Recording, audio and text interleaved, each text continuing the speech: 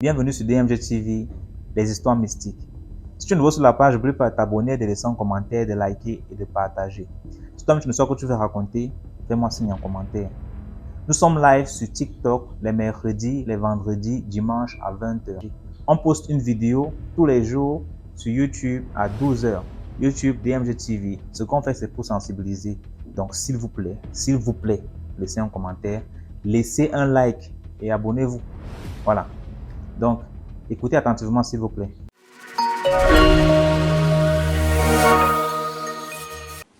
Ok.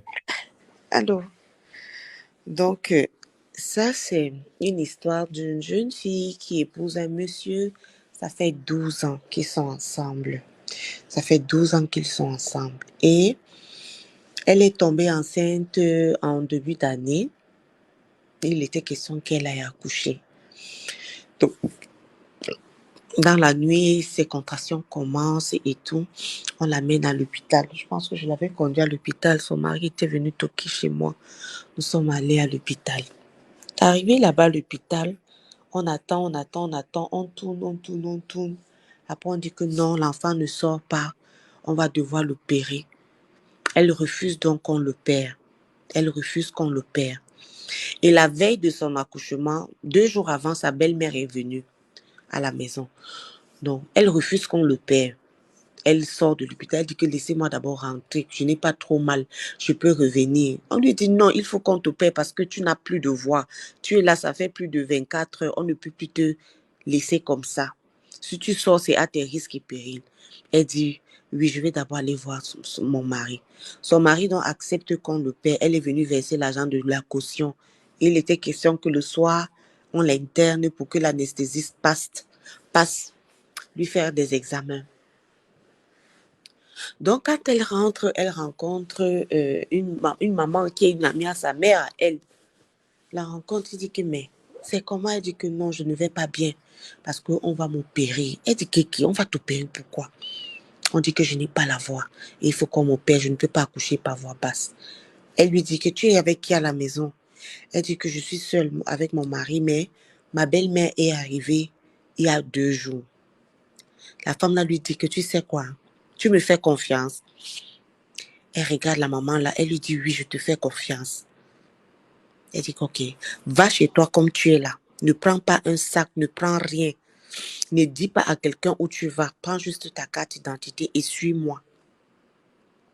Allez, elle a suivi la soeur, l'amie à sa défunte maman. Elle l'a amenée maintenant chez son frère médecin, qui avait un vieux médecin qui avait déjà pris sa retraite. Il touche le ventre, il touche. Il lui dit que ok, suivez-moi à la dent. Il y avait une clinique où il exerçait de temps en temps. Il pouvait passer exercer. Il amène la fille là-bas. Il touche. Il tourne l'enfant avec la main. Il masse. Ça faisait très mal. Elle pleurait. Vraiment, tu pouvais croire que on était en train d'égorger un porc là-bas. Elle pleurait. Il tourne. Finalement, la fille a accouché sans problème. Mais dès lors que son fils a annoncé là-bas à la maison à sa belle-mère qu'elle a accouché, sa belle-mère a commencé à parler dans la maison. Elle était en colère. Elle est entrée dans une colère bleue. J'ai demandé que, mais quelque chose dont elle parlait tellement que c'est un camp voisin que moi, sur mon balcon, je pouvais l'entendre. Donc, moi, j'appelle donc mon voisin, je dis que, mais ta femme vient d'accoucher, vous pleurez encore. Donc, je me suis inquiétée que, peut-être, ça s'est mal passé. Elle dit que non, c'est sa mère qui est fâchée. Les voisines même sont sorties. C'est là où on apprend que dans la famille, la maman là, a 7 enfants. Et c'était la première fois que l'un de ses enfants avait un enfant. Sur 7 de ses enfants, aucun d'eux n'a jamais pu engrosser une fille, ou bien la fille était enceinte, elle a accouché, la grossesse s'est passée jusqu'à très bien. Quand la jeune fille est rentrée, elle a gardé son bébé. Donc, même sa belle-mère, elle a refusé que sa belle-mère ne porte son enfant. 3 jours, 4 jours après, quand elle est rentrée là, le nombril de l'enfant est tombé. Je te vous jure que la maman là a pris le courage. Elle est venue cogner à la porte de la fillette là. C'est une petite fille. Elle est venue cogner à la porte de la fille là, lui demander, donne-moi le nombril de ton enfant. J'ai demandé que mais la sorcellerie, mais vous n'avez pas honte, vous ne connaissez pas la peur. Elle est venue toquer à la porte de la fille là. La petite fille là ouvre, oui maman, bonjour, bonjour. Elle me dit que le nombril de ton enfant est tombé, n'est-ce pas? La petite fille là répond que oui. Elle lui dit, donne-moi le nombril de l'enfant là. Mince. La petite fille a posé son bébé sur le lit. Les coups de poing qu'elle a commencé à donner à la maman là. Ils ont bagarré. Elle lui a dit que sors de chez moi. Sors de chez moi. Tu ne connais pas comment ma mère a accouché. Si tu as mangé les enfants de tes enfants dans leur ventre, pour moi, tu ne m'auras pas mangé cela. Faire les problèmes. Je dis qu'elle a lutté avec sa belle, mais la mettre hors de la maison.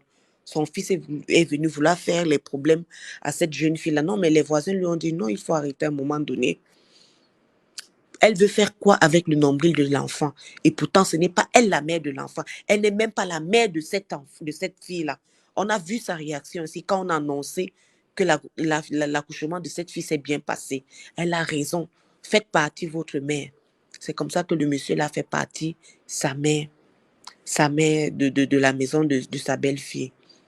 Jusqu'aujourd'hui, elle a finalement eu 2 enfants. Et jusqu'aujourd'hui, comme on dit, je parle là, les enfants de cette femme n'ont jamais accouché. Elle est la seule à avoir des enfants sur 7 de ses enfants.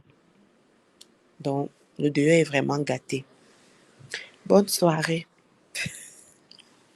Merci beaucoup, Mhm. Fée Clochette. Merci à vous. Dans les commentaires. Chez les babys. Ouais, désolé, je t'avais fait descendre. J'espère que vous allez bien dans les commentaires et tout. En fait, j'ai envie de raconter l'histoire de la petite sœur, bon, d'une cousine à mon chéri. Elle m'a raconté l'histoire parce que il y a eu une scène qui s'est passée au marché et tout. Et elle a dit qu'elle allait me raconter l'histoire quand on devait rentrer à la maison. Donc, elle m'a posé la question. Pardon, Eva. Toi qui dis qu'aux gens ne peuvent pas envoyer la baleine là, c'est l'argent, hein, madame. Pendant envoyer les baleines, même ça fait peur. Hey, envoyer les que quoi? Parce que tu as peur, on n'a pas m'envoyer l'argent. Ah, hey. Ah. Merci beaucoup, Juliette. Continue, s'il te plaît. Ok, donc, bon, puisque mon chéri était là, je ne pourrais pas répondre à cette question, mais elle m'a posé la question de savoir ce que je pensais d'une relation d'un soir. Bon, je ne pourrais pas répondre parce qu'il était là et tout. C'est là où, tellement elle a vu que j'étais gênée, elle me dit, OK, bon, moi, je vais te raconter ce qui m'est arrivé. Je dis, OK. Elle me dit, il y a de cela 2 ans, elle avait une amie avec qui elle était beaucoup proche, avec qui elle s'entendait et tout. Avec qui elle s'entendait et tout. Donc, son amie en question, sa copine en question, vivait en Europe. Et en Europe avec sa famille et tout.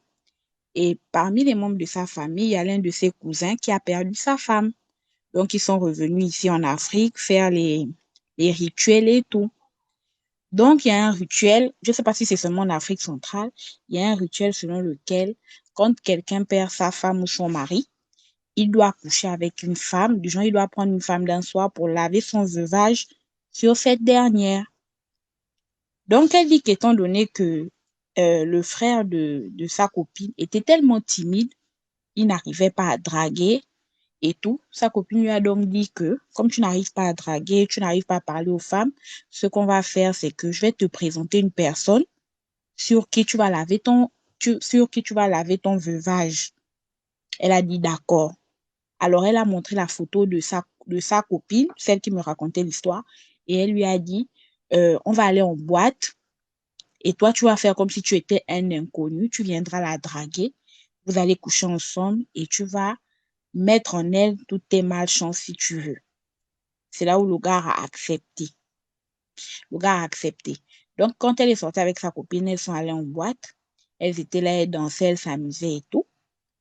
Et le gars a fait comme s'il venait vers elle, genre se présenter et tout. Et il a fait genre, il s'intéressait à la fille. Elle était contente, un beau gars et tout. parfumé, façon là, qui dépensait en boîte et tout. Elle a dit non, elle a trouvé l'homme de sa vie. Alors le monsieur lui dit, si tu acceptes qu'on rentre ensemble, je vais te donner tout ce que tu veux. Alors elle se dit, ok, il n'y a pas de problème et tout. Elle rentre avec le monsieur. Mais le monsieur lui dit, écoute, on va pas rentrer chez moi parce qu'il y a une fête et tout. Je vais t'emmener dans un endroit spécial. Elle a accepté. Alors, sa copine qui était assise, qui était pourtant la cousine du gars, a fait mine de ne rien savoir et tout. Et elle a dit au revoir à sa copine, écoute, moi j'ai trouvé quelqu'un et tout, moi je vais rentrer avec lui, de toutes les façons, je suis célibataire, peut-être que c'est l'homme de ma vie. Donc elle est rentrée avec le gars et il l'a emmené dans un appartement meublé que les deux avaient au préalable loué. Donc, genre loué pour la circonstance. Donc, les deux sont rentrés et tout. Ils ont fait ce qu'ils avaient à faire et ils se sont endormis.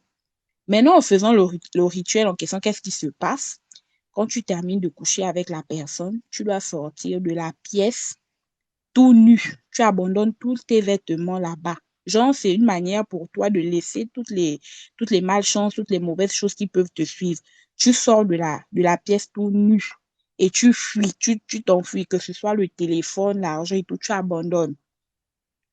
Donc, la cousine en question attendait son frère en bas de l'immeuble et eux, dès que le monsieur a terminé de faire ce qu'il avait à faire avec la copine, il est sorti tout nu, comme c'est dit, et il est parti monter dans la voiture. Ils sont partis. Alors la fille se réveille vers 6 heures. Elle regarde dans la chambre, elle appelle le nom du gars et tout. Elle ne voit plus la personne. Alors elle s'est dit que c'était un fantôme. Elle dit qu'en fait, premièrement, elle s'est dit que c'était un fantôme, mais quand elle regarde au sol, elle voit les habits du monsieur, elle voit le portefeuille sur la table et tout, et elle voit à l'intérieur une somme de 300 000. Bon, elle se dit que puisque les habits du monsieur sont là et tout, il va forcément revenir. Alors elle se met à attendre. Elle attend, le monsieur ne vient pas. Vers 8 heures, elle sort de la pièce et elle va vers le vigile. Elle lui pose la question que, mais vous n'avez pas vu quelqu'un sortir comme ça, comme ça. Puisqu'à cette heure-là, le vigile était endormi, alors le vigile dit carrément, il n'a vu personne sortir. Elle ne fait qu'insister que hier, je suis venue ici là, avec un monsieur et tout. Le vigile lui dit, effectivement, il a loué l'appartement meublé juste pour la nuit, mais moi, je ne l'ai pas vu sortir. Elle insiste, elle insiste, elle insiste. Et le monsieur dit, non, écoute, moi, je ne sais pas de quoi tu parles. Alors, qu'est-ce qu'elle fait? Elle récupère l'argent et les habits du monsieur. Elle rentre chez elle. Elle se dit, peut-être qu'il a eu un problème ou bien, je ne sais pas. Mais en tout cas, il va revenir, ou bien je ne sais pas, il va me chercher parce que j'ai son portefeuille et tout. Mais ce qu'elle n'avait pas remarqué, c'est que dans le portefeuille, il n'y avait ni pièce d'identité, ni en fait quelque chose qui pouvait identifier le monsieur. Il y avait juste les 300 000 francs sur la table. Donc, voilà. Ensuite, elle rentre chez elle et tout. Quand elle arrive à la maison, elle appelle d'ailleurs sa copine qui était complice avec le gars. Elle appelle sa copine, mais sans savoir, hein. Jusqu'à là, elle n'était pas toujours au courant. Et c'est comme ça que quand elle arrive, elle appelle, oh, ma copine et tout, celui avec qui j'étais hier et tout, regarde ce qui s'est passé. J'ai même peur, je pense que c'est un fantôme. Sa copine l'a rassuré en lui disant, non, ça peut pas être un fantôme, étant donné qu'il t'a laissé les affaires et tout, ça peut pas être un fantôme. Mais elle avait peur. Elle dit qu'après cette soirée-là, tout dans sa vie a basculé. Elle a perdu son boulot. Son fils est décédé. Tout ce qu'elle faisait, ça n'allait pas. Sa vie devenait bizarre. Un moment, elle a même commencé à avoir des boutons au corps. Elle est allée à l'église, on priait pour elle, etc. Elle dit que tellement à l'église, c'était chaud et elle passait son temps à dépenser l'argent puisqu'elle avait perdu son boulot.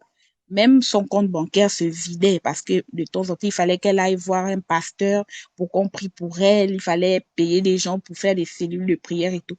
Elle a dit, elle en avait marre. Elle en a parlé à sa mère et sa mère lui a dit d'aller voir un marabout. Quand elle arrive chez le marabout, ce qui est bizarre, c'est que après sa copine, tellement elle se reprochait de quelque chose, elle ne voulait plus lui parler. À chaque fois qu'elle appelait sa copine disait non, écoute, tu sais, dans la vie, il y a des hauts et des bas, peut-être que ça, ce sont tes bas et tout. Je sais pas, mais je suis sûre que ça va passer et tout, tiens bon. Elle dit que dès qu'elle arrive chez le marabout lui dit, elle dit qu'elle n'a même pas encore parlé, elle est dans la cour et tout. Le marabout lui dit non. Ce que tu vas faire, c'est que tu vas rentrer parce que là, je vois que tu ne pourras même pas me payer parce que tous tes comptes bancaires et tout sont vides. Je veux que tu rentres et que tu ailles demander à ta meilleure amie pourquoi elle t'a fait ça. Elle se pose la question que, mais monsieur, on ne se connaît même pas, vous me parlez de ma meilleure amie. Il lui dit, oui, je sais que tu n'auras pas l'argent pour me payer et je sais que toi, tu as un bon fond, seulement que tu t'es laissé entraîner et tout. Va d'abord, tu demandes à ta meilleure amie de savoir pourquoi elle t'a fait ça. Et c'est comme ça qu'elle se retourne, elle appelle directement sa meilleure amie pour lui poser la question que, mais qu'est-ce que tu m'as fait? Elle lui dit que, mais tu me parles de quoi? Elle dit non, j'étais chez un marabout et il a dit que c'est toi qui es la cause de mes problèmes et tout. C'est comme ça que sa copine lui dit, viens, j'ai des choses à te dire. Quand elle vient et tout, sa copine dit la vérité. Sa copine lui dit, écoute, j'ai un frère comme ça, comme ça, comme ça, et c'est celui avec qui tu avais couché. Il avait promis, d'ailleurs sa copine dit la vérité, parce que le gars lui avait promis 1 million, que si ça se passait comme ça, il allait donner 1 million, mais le gars finalement n'a pas donné les 1 million. Donc c'est la raison pour laquelle la copine s'est mise à trahir le gars. Et c'est comme ça que elle demande que, bon, maintenant, regarde tout ce qui m'est arrivé et tout. Tu me dis que si tout ceci m'arrive, c'est à cause de ton frère et tout. Maintenant, qu'est-ce que je peux faire? La copine lui dit non. Toi aussi, il faudra chercher quelqu'un d'autre. Tu fais le même rituel que mon frère pour couper maintenant cette malchance-là sur toi. Et elle se met à pleurer. Elle se dit, écoute, j'ai perdu mon boulot, j'ai perdu mon enfant, etc. Regarde tout ce qui m'arrive. Je vais aller porter plainte. Sa copine lui dit que, mais si tu ne peux pas porter plainte, on ne pourra pas m'inculper. On ne pourra pas m'inculper parce que la sorcellerie, ça ne se prouve pas. Donc, du genre, non seulement tu vas perdre ton temps et tu vas perdre l'argent que tu n'as même plus parce que tu es ruiné. Alors, elle se dit, OK, elle va voir sa mère et tout. Sa mère essaie de réunir un peu d'argent et elle retourne chez le marabout. Effectivement, arrivé là-bas, on lui fait des bains et tout, mais le marabout dit encore que elle ne pourra couper le lien de la malchance que si elle couche avec une autre personne pour lui donner la malchance à l'autre personne. Bon, là encore, je ne pourrais pas trop parler, je ne pourrais pas trop poser des questions parce que mon chéri était là, il allait me demander que pourquoi je veux savoir. Donc, j'ai coupé court. Je lui ai posé la question que, bon, quand tout ça s'est passé, qu'est-ce que tu as fait? Tu as accouché avec une autre personne et tout. Elle m'a dit qu'effectivement, elle a accouché avec une autre personne. Elle a fait le même rituel que le gars avait fait. Elle a pris quelqu'un en soirée, elle a pris quelqu'un et tout. Elle a couché avec la personne et elle est sortie de la chambre sans rien prendre. Quand tu vas là-bas, tout ce que tu as apporté, si tu as apporté une perruque, si tu as apporté, en tout cas le matériel en fait, tu laisses ça là et tu sors toute nue. Donc, c'est ce qu'elle m'a dit. Et après, j'ai compris que c'est la raison pour laquelle elle me demandait si effectivement je croyais, si effectivement je pensais que les rapports d'un soir étaient bien ou pas. En fait, c'est ça. Je voulais dire aux gens de faire attention. Il n'y a pas que les fantômes. Il n'y a pas que les fantômes parce que les gens se disent, si je rencontre quelqu'un un soir et que je vais coucher avec la personne, s'il disparaît, c'est forcément un fantôme. C'est pas un fantôme. Certaines personnes veulent juste, je sais pas, décharger leur malchance sur les autres. Ou bien tu rencontres quelqu'un qui couche avec toi une fois et après la personne ne veut plus jamais te voir. Tu appelles la personne ne te répond pas. Ça ne veut pas forcément dire que la personne a vu quelque chose de, je sais pas, de fort parce que les gens se disent, j'ai un esprit trop fort ou bien je sais pas. La personne veut peut-être te déposer sa malchance et partir. Donc, il Mais faut faire attention. c'est pour ça qu'on dit c'est pas bon de coucher avec n'importe qui et de coucher bêtement à toi et à travers. Tu rentres avec une fille, Voilà, tu rencontres un soir, vous rentrez déjà coucher ensemble. C'est dangereux. voilà. Il y a des gens qui sont Donc, c'est dehors. Et bon, ça. imagine maintenant si elle a dû coucher avec un autre homme pour se décharger. Oui, oui, Et l'homme là aussi, à justement, son tour, va aller coucher avec une autre fille, qui aussi ira coucher avec une autre fille. Ça va continuer comme ça jusqu'à ce au que tu fur et à tombes sur ça. mesure. Parce que tu tombes sur la fille là en question et tu couches avec elle et puis tu portes ta part. Hein? C'est un peu ça. Donc, c'est à éviter. Merci beaucoup, Julie, pour l'histoire. Ça sensibilise Bon, beaucoup. dans les commentaires, bonne Dans les soirée. commentaires. Oh, merci. Et dans le sexe, là, il n'y a même pas seulement que la sorcellerie. Hein. Tu sais, échanger tes gènes avec quelqu'un, mon ami. Tu vas prendre, imagine quelqu'un dans sa famille, il y a des fous dans sa famille. Toi, tu peux coucher avec la personne là, elle vient te transmettre une partie de ces gènes là. Toi-même, tu vis aussi, tu n'as pas de problème. Vous venez vous mélanger, ça fait en sorte que, à la fin, vous avez des enfants. Tu as peut-être 5 enfants et un sort fou. Tu es étonné que, mais pourquoi le gars c'est fou? Alors que tu as appris ça quelque part. Juste une sorte d'un seul soir, tu as ramassé les gènes d'un fou. Venez mettre tes enfants. Quand les gens. Il me raconté une histoire qui m'est arrivée au fait avec un monsieur. Vous voyez du genre, quand tu es dans une relation où tu es avec un homme, au fait, tu es avec ton homme, au fait, et puis vous êtes un peu en conflit, tout, ça va pas trop. Après, il y a un monsieur, au fait, qui rentre dans ta vie comme un bon samaritain. Franchement, quand tu as besoin d'un truc, tu claques les doigts, allez, ça sort, quoi. Il te paye tout, il te donne l'argent, il te couvre de tout, au fait. Quand tu dis non, ah, j'ai un manque, il te dit, mais non, mais c'est rien. T'as acheté ça, c'est rien. Même pour mon enfant, quand il dit j'ai un problème, le monsieur, il est tout le temps là, au fait. Et puis, dépenser de l'argent, ça ne lui dit absolument rien. Quand je dis non, ah, j'ai besoin d'acheter un tel truc, il dit non, allons ensemble. Alors, il va faire un retrait, au fait, rapidement. Il te donne l'espèce, au fait, il te donne de l'argent. Tout ce que tu as besoin, il te donne, au fait. Maintenant, moi, mon cas, au fait, avec ce monsieur en question, arrivé à un certain moment, le monsieur me réclamait, au fait, me dit non, ah, que ma belle, franchement, tu es belle, j'ai envie d'avoir des rapports sexuels avec toi, tout. Maintenant, le problème, au fait, le problème, à chaque fois que le monsieur, au fait, il essaie de me demander, au fait, de sortir, il a l'impression qu'il y a un truc, au fait, qui repousse le monsieur, au fait, j'arrive pas, au fait. Il y a un truc qui repousse. À chaque fois que le monsieur, il est bien, il fait tout ce que l'homme, en tout cas, une femme peut rêver, au fait, mais à chaque fois, c'est comme s'il y a un truc, au fait, qui repousse le monsieur. Maintenant, un jour, DMG, il est venu, il m'a donné de l'argent, des transferts, tout ce que l'homme peut, en tout cas, tout ce qu'une femme peut rêver, au fait. Maintenant, un jour, le monsieur en question, il me donne un rendez-vous où il me dit, non, ah, aujourd'hui, cette fois-ci, là, on va se voir. Moi, mais je lui dis, il n'y a pas de souci. Franchement, tu en as assez fait pour moi. Tu es toujours à mes petits soins. Tout ce que je veux, tu me donnes. Cette fois-ci, c'est OK. C'est là, maintenant, DMG, le monsieur vient maintenant. Vous voyez les trucs, les gens, les occultistes, là. Avant ça, déjà, il avait dit que non, qu'il était un Congolais. Il cherchait à rentrer dans la politique, au fait. Dans la politique congolaise, tout. Il cherchait à rentrer, tout. Maintenant, on lui dit de sacrifier quelqu'un. Il faut qu'il sacrifie quelqu'un pour rentrer dans les sectes, pour avoir le nom, pour avoir franchement, une bonne renommée dans son pays. Il faut qu'il sacrifie quelqu'un. Que sa mère même l'avait interdit déjà de rentrer dedans pour ne pas que il sacrifie un être, il sacrifie parce que quand tu rentres dans ce genre de truc là, faut que tu sacrifies quelqu'un. Sauf que le monsieur, lui, franchement, puisqu'il a duré en Europe, fallait qu'il rentre dans son pays. Faut qu'on parle de lui. Faut qu'il ait au moins une place au fait dans la société.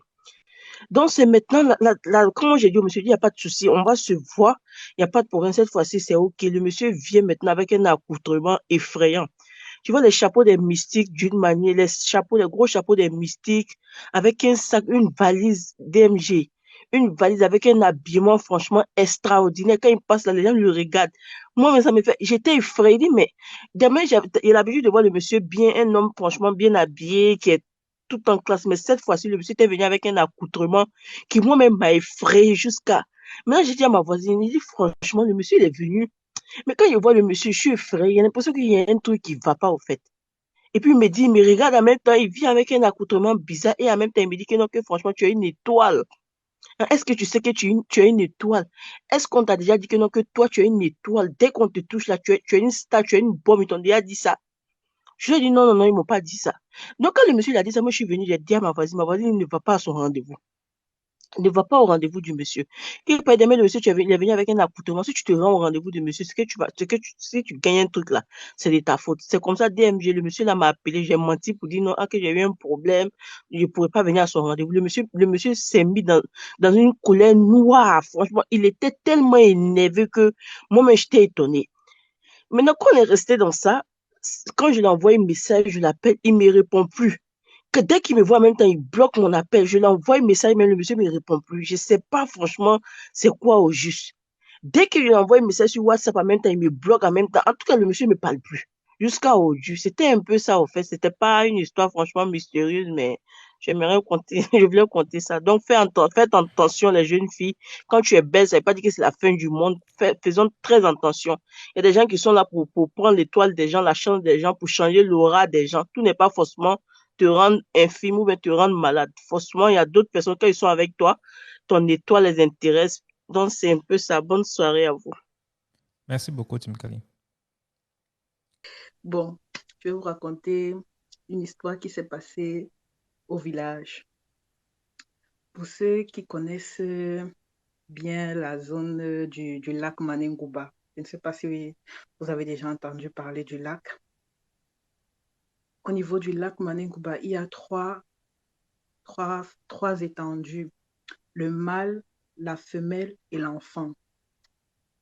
Et généralement, là-bas, il y a beaucoup de touristes qui arrivent, que ce soit les Blancs, que ce soit les gens qui étudient à Melon, en Konsamba, à Barré, à Kekemo, à Lom. Beaucoup viennent étudier. Et c'était donc pendant les vacances. Généralement, pendant les vacances, beaucoup, les jeunes partent au lac. Il y a donc un groupe de jeunes qui arrivent au lac et les gens du village, dont nous, on leur fait comprendre que toi qui es étranger, de un, tu n'as même pas d'abord le droit d'entrer dans l'eau. De deux, quand tu dois même entrer dans l'eau, tu dois entrer soit au niveau de la femelle ou au niveau de l'enfant. Parce qu'au niveau du mâle, Tu peux monter un peu le volume, s'il te plaît. oui, je disais donc que des jeunes sont donc arrivés et à nous de leur expliquer que les étrangers n'entrent pas dans l'eau d'abord. Et en plus, quand tu entres dans l'eau, soit tu entres chez la femelle ou chez l'enfant, mais tu ne dois pas entrer chez le mâle. Parce que chez le mâle, même les gens du village même qui ne sont pas initiés n'ont pas le droit d'entrer. Il y a donc eu un groupe de jeunes là, ils sortaient du lycée, ils sont arrivés et parmi eux, il y avait un qui se disait grand nageur. Il entre chez l'enfant, il dit que non, l'eau est calme, pourquoi il nage ici? Que lui, c'est un grand nageur, qu'il a l'habitude d'aller nager dans le Vouri et tout, et tout, et tout. Il part donc entrer, il traverse la femelle, et il part entrer au niveau du lac mâle. Comme son nom l'indique, c'est vraiment un lac mâle. Et il entre là-bas avec ses amis. Beaucoup n'entrent même pas dans l'eau. Beaucoup restent au bord, là où il y a encore les cailloux, les feuilles là. Lui, il dit qu'il entre, qu'il connaît nager. On lui dit, enlève d'abord ta chaîne. Tu entres dans l'eau. On n'entre pas dans l'eau ici avec la chaîne. Il a fait les mimba là. On wanda que le gars joue dans l'eau une fois. Il dut avant de ressortir. Il sort, il dit que non, il y a quoi ici qui connaît nager. Il s'avance. Il arrive presque au niveau du milieu. Il entre donc et là, il dure longtemps. Il ressort. Il dit que oh, je suis entré, j'ai vu les choses. Hein? Il y a les gens qui habitent ici sous l'eau, donc c'est pour ça que vous avez dit que vous ne voulez pas que les gens entrent, et ainsi de suite. C'est là où un big répé qui passe dans la zone dit que tu es même entré, on t'a dit de ne pas entrer. Tu es encore entré avec la chaîne et tu entres, tout que tu vois encore, tu dis avec tes yeux ce que tu as vu. Il dit au père là que non, qu'il connaît nager, que rien ne va lui arriver. C'est donc comme ça qu'il entre donc pour la troisième fois. Il a duré avant de sortir. On a donc commencé à voir une eau qui est calme. Je te dis, EDMG, si tu connais les gens qui sont du secteur, si tu as les amis Mbo, tu demandes un peu que, mais le lac là, quand on parle du lac là, il s'agit de quoi? On va te dire. Le gars est entré. Il n'est plus ressorti. On a seulement vu comment l'eau a commencé, les petits tourbillons. Tous ceux qui étaient même au niveau des autres, donc le lac de l'enfant ou la femelle, ils sont sortis de l'eau. Tout le monde a commencé à crier que oh, notre ami ne sort pas, notre ami ne sort pas. Ouais, l'enfant s'est réveillé, je reviens. Le monsieur là, le jeune homme là, il n'est pas sorti, il ne sort pas comme ça, n'est-ce pas? Nous tous, on retourne au niveau du village même, parce que le lac est bien éloigné. Hein. Pour ceux qui connaissent, le lac est bien éloigné de là où les gens vivent. Et maintenant, on retourne au village. Comment on les appelle, les patriarches, les notables commencent à demander aux autochtones mais pourquoi vous avez laissé les jeunes là entrer? Hein? Pourquoi vous avez laissé les jeunes là entrer? Il est entré, il est sorti, il a dit ce qu'il a vu, qu'on ne peut plus le laisser sortir. Ça, c'est une histoire vraie. Hein? Maintenant, donc, on a donc convoqué l'assise dont les notables, les patriarches et les jeunes du village qui étaient présents quand ça s'est passé. Nous, on ne pouvait pas nous appeler parce que nous-mêmes, on vient seulement au Lech de temps en temps. C'est pas comme si on habite au village. On nous a écartés. On nous écarte comme ça. On a donc demandé que les camarades du garçon partent avertir sa famille et dire à sa famille que s'il veut venir retrouver le corps, il y a les conditions qu'il doivent remplir. Et généralement, pour ce genre de choses, il y a les sacrifices qu'on fait. On vous demande les sacs de sel, l'huile rouge, la cola et beaucoup d'autres petits trucs là.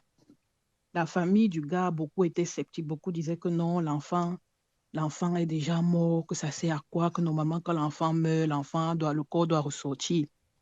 Au notable donc de leur expliquer que, en fait, l'eau, c'est un peu un de nos symboles.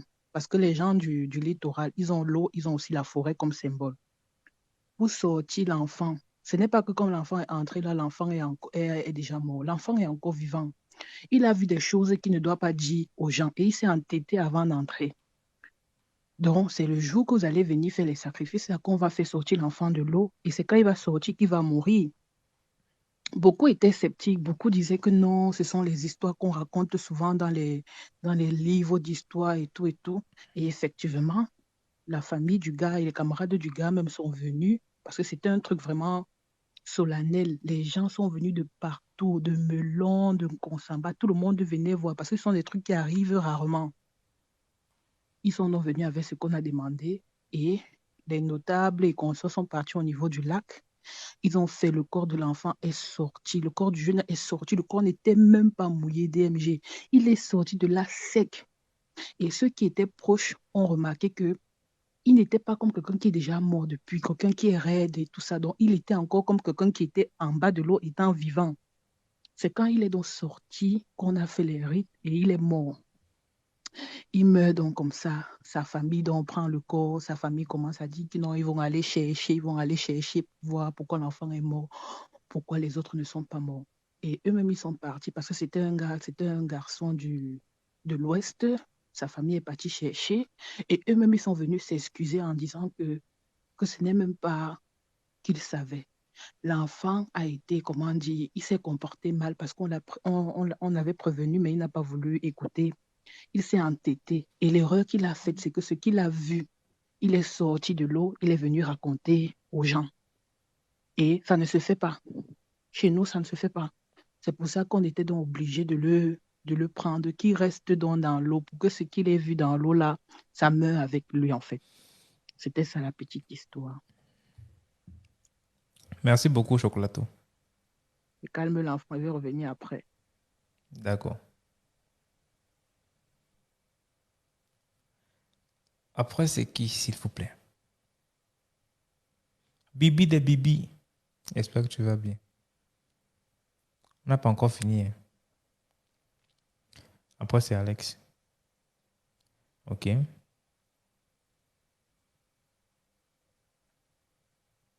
Fiona, c'est comment? Comment tu vas?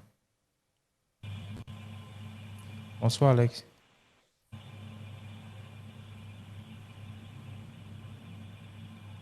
Le feu sur toi. Tu veux que tu envoies un retour? Bonsoir, Fiona. Bonsoir DMG, bonsoir tout le monde. Comment tu vas? Ça va bien? Ok, du coup, je vais raconter une histoire qui vient juste de m'être narrée par une amie à moi. Du coup, l'histoire se passe à Hambourg. Il y a un jeune Camerounais qui rencontre un autre Camerounais. Le mec, il est en dernière année en dernière année d'ingénierie. Du coup, durant sa dernière année, c'est là qu'il rencontre la jeune dame. Du coup, 6 mois après, ils s'installent ensemble dans leur appartement. Et la fille avait fait la remarque que le mec, chaque fin du mois, il descendait au Cameroun. Il retournait au Cameroun chaque fin du mois et il revenait. Mais la fille n'a pas trop prêté attention. Elle disait que oui, sûrement le gars, il a des affaires au Cameroun, tout ça, mais bon. Du coup, il a fini sa dernière année, du coup, et il est devenu ingénieur. Maintenant, il a donc proposé à la fille que oui, je vais aller te doter donc, chez tes parents. Je vais aller taper la porte chez tes parents. Cogner la porte, pardon. Comme on dit parfois, cogner la porte chez tes parents. Du coup, le gars descend au Cameroun. Quelques semaines après, la fille descend au Cameroun aussi, et pas de faire le cogner la porte pour voir les parents et tout ça. Tout se passe très bien. Ok, attendez, je range mon micro alors. Une minute, s'il vous plaît. J'espère que là, c'est mieux. Et après, la fille descend au Cameroun, on pas fait le cogner la porte, tout se passe très bien. Au Cameroun, c'est le toqué porte. Le toqué porte, c'est ça. Et après, la fille aménage au Cameroun avec son mari. Et le jeune homme vivait dans une grande maison, pas familiale, mais il y avait plusieurs chambres. Et sa mère vivait à l'intérieur. Les premiers mois, c'est cool, tout se passe très bien, mais la fille remarque qu'à chaque fin du mois, le gars devenait agressif, énervé, méchant. Elle ne reconnaissait plus son fiancé. Genre, chaque fin de mois, il changeait complètement. Et il disparaissait à chaque fois de la chambre pendant 5 heures, 6 heures de temps. Mais la fille ne comprenait pas. Du coup, elle appelle sa mère, dit que maman, mon mari se comporte bizarrement depuis on a fait le tapis porte, tout ça. Je ne sais pas ce qui se passe. Mais la mère dit ok, il ne faut pas t'inquiéter, c'est pas grave. Et maintenant, à la maison, ça n'allait pas avec la mère du mari et la femme en question. Chaque fois, il y avait des querelles, tout ça, les querelles à la maison, rien n'allait. La deuxième fin du mois arrive encore et la fille se remarque que son mari se lève pour aller en cuisine. Elle demande, attends, tu pars où? Le mec dit que non, je vais juste te prendre un verre d'eau. Elle dit, ok, ramène-moi donc un verre de lait. Le mec la ramène un verre de lait et la fille s'endort. Quelques heures après, elle se réveille, elle se rend compte que son mari n'est pas dans la chambre. Elle part au salon, il n'est pas là, elle regarde à gauche, à droite, le mec n'est pas là. Elle part donc chez la mère pour dire que mon mari il est là, il cherche, il ne trouve pas. Elle se rend compte que même la mère a disparu. Elle reste donc attendre les deux au salon pendant 2, 3 heures, 4 heures de temps. Du coup, elle décide d'aller se coucher. Et arrivée donc, se rend compte que son mari est sur lui en train de dormir. Elle dit que mais attends, tu étais où? Je me suis levée, tu n'étais pas là et maintenant je te trouve là, mais tu n'étais pas là. Il dit que non, j'étais juste aux toilettes et je suis revenue, je ne t'ai pas trouvé. Je me suis dit que tu es sûrement en train de prendre l'air, tu n'arrives pas à dormir comme tu es nouvelle à la maison. La fille dit que c'est pas un problème. Le lendemain matin, le mec se réveille et dit que non, il faut que tu retournes chez tes parents. Je vais venir te doter avant que tu vas aménager avec moi. La fille retourne donc chez ses parents. 2 mois après, le mec vient dans la doter. Il vient avec l'argent, genre la liste qu'on a demandé que le mec paye, il est venu avec le double de ce qu'on a demandé. La dot se passe très bien, tout se passe très bien. Et après, la fille retourne s'installer encore définitivement chez son mari. Arrivée dans ce mari, se rend compte que, comme je disais, chaque fin du mois, son mari, quand il venait l'apporter son verre de lait, elle buvait et s'endormait. Elle se réveillait seulement le matin aux environs de 8h, 9h. Elle faisait ces remarques-là chaque fois. C'était pareil. Maintenant, une fois, elle a décidé de ne pas prendre ce verre de lait-là. Son mari apporte le verre de lait, mais elle ne boit pas, elle dépose ça sur le chevet du lit. Et son mari se lève encore, du coup, dans la nuit. Elle se lève aussi, elle dit, mais attends, il part. Il se rend compte que le mari entre dans la chambre de sa mère. Et après, elle attend quelques minutes, elle revient toquer, elle ouvre la porte, mais il n'y a personne. Elle dit, mais attends, je l'ai vu entrer là. Elle commence à se poser des questions, elle dit, mais attends, qu'est-ce qui se passe? Elle appelle directement sa mère au téléphone, elle dit que oui, c'est comme ça, que tu vois ce qui se passe. Mon mari, à chaque fois, il disparaît, je ne comprends pas. Et quand je viens le chercher, il n'est pas à la maison. Je ne sais pas où il est, ou bien ce qu'il peut faire, rien du tout. Je ne trouve ni lui, ni sa mère. Ça veut dire que c'est pas un problème, il faut laisser ça tomber. Sûrement, il est allé faire un tour, ou bien il voulait causer avec sa mère en privé. Le matin, maintenant, la fille, en rangeant la maison, elle décide d'aller faire le ménage dans la chambre de sa belle-mère. Arrivée, elle ne sait pas comment, elle ne se rappelle pas comment elle a fait. Elle a bousculé genre une statuette et une autre porte s'est ouverte. Et dans la porte, là, c'était une chambre complètement en rouge, avec un lit. Dans un coin de la chambre, il y avait des crânes, des objets, des trucs qu'on trouve normalement chez les marabouts. De l'autre côté, il y avait des outils de sexe, les trucs que certains dominants possèdent. Les menottes, le fouet, les cordes, tout ça. La fille dit, mais attends, qu'est-ce qui se passe là? C'est quoi cette chambre-là? Je n'ai jamais vu ça. Maman, il ne m'a jamais parlé de ça. Elle appelle encore sa mère, dit que oui, j'ai trouvé ça dans la chambre de ma belle-mère. Et je ne sais pas quoi dire ou bien quoi faire. Sa mère dit que non, calme-toi et après, appelle ton mari, pose-lui des questions. Et la nuit maintenant arrivée, son mari rentre du travail, donc oui, je suis allée dans la chambre de ta mère en nettoyant, je vis un truc. Le mari dit, mais tu as vu quel truc? Ma mère t'avait interdit d'entrer dans sa chambre, tu partais chercher quoi là-bas? Il commence à s'engueuler. La fille n'a même pas eu le temps de dire vraiment ce qu'elle a vu. Le mari dit que non, tu n'as pas le droit d'entrer dans la chambre de ma mère. Tu as ta chambre, elle a sa chambre. Elle dit qu'il n'y a pas de souci. Et maintenant, elle se dit en tête, ok, je vais donc attendre cette fin du mois-ci et voir ce qui va se passer. La fin du mois arrive. Le mari apporte toujours le verre de lait. Mais maintenant, elle échange les 2 verres de lait. Le mari dit que non, il faut boire ton verre de lait. Je vais voir comment tu bois le verre de lait là, parce que je l'ai fait spécialement pour toi. Mais la fille, auparavant, elle avait mis un autre verre de lait. Désolée, je suis un peu Elle avait mis un autre verre de lait sur le lit. Du coup, elle a échangé les 2 verres de lait et elle a bu le verre de lait qu'elle avait gardé sur son lit. 4 heures du matin, le mec se lève, encore il part dans la chambre de sa mère. La fille attend quelques minutes, elle se lève aussi, elle vient pas derrière. Elle ouvre la porte, elle part sur la statuette qu'elle avait bousculée la dernière fois. Elle ouvre. Dès qu'elle bouscule encore la statuette, elle trouve son mari en train de se faire baiser par sa mère. Non, ne fais pas cette tête-là. Quand je dis baiser, genre vraiment vrai, comment on dit, vrai, comme il était en train, il défonçait sa mère au thème propre. Il Mais était en c'est train pour de ça que j'ai défoncer fait la sa tête mère. non. C'est comme si tu allais m'expliquer que non, je parle de bisous. Et c'est pour ça que j'ai fait la... Du coup, elle reste dans elle crie que mais attends, qu'est-ce que c'est parce que vous êtes en train de faire. La mère dit que mais c'est quoi, ferme ta bouche, ferme ta bouche. Elle dit que non, mais ce n'est pas possible. La mère dit que ok, si c'est que tu continues à parler, je vais te tuer. La fille dit que mais attends, vous me prenez pour qui? Elle se met à, non, elle voulait se mettre à rire que mais attends, qu'est-ce qui se passe ici là? Comment la mère a pris une poudre, elle a visé sur la fille. La fille est directement restée déjà statuette. Elle ne bougeait plus. Seulement ses yeux qu'elle pouvait un peu cligner des yeux, mais le corps elle ne bougeait plus, elle ne parlait plus, elle était là comme un robot qu'on a posé là. Elle n'arrivait plus à bouger. Le lendemain matin, la mère de la fille essaie de joindre sa fille. Du coup, le mari prend le téléphone, il décroche, appelle vidéo, tout ça. Il a attaché un bandeau sur le visage de sa femme, il dit à la mère que non, elle a eu mal à la dent, elle n'arrive pas à parler, raison pour laquelle elle ne te parle pas. Mais la mère voyait bien sa fille. Sa fille était, non, elle était normale, mais seulement elle ne parlait pas à cause du bandage que le mec avait mis, tout ça. Et du coup, ok.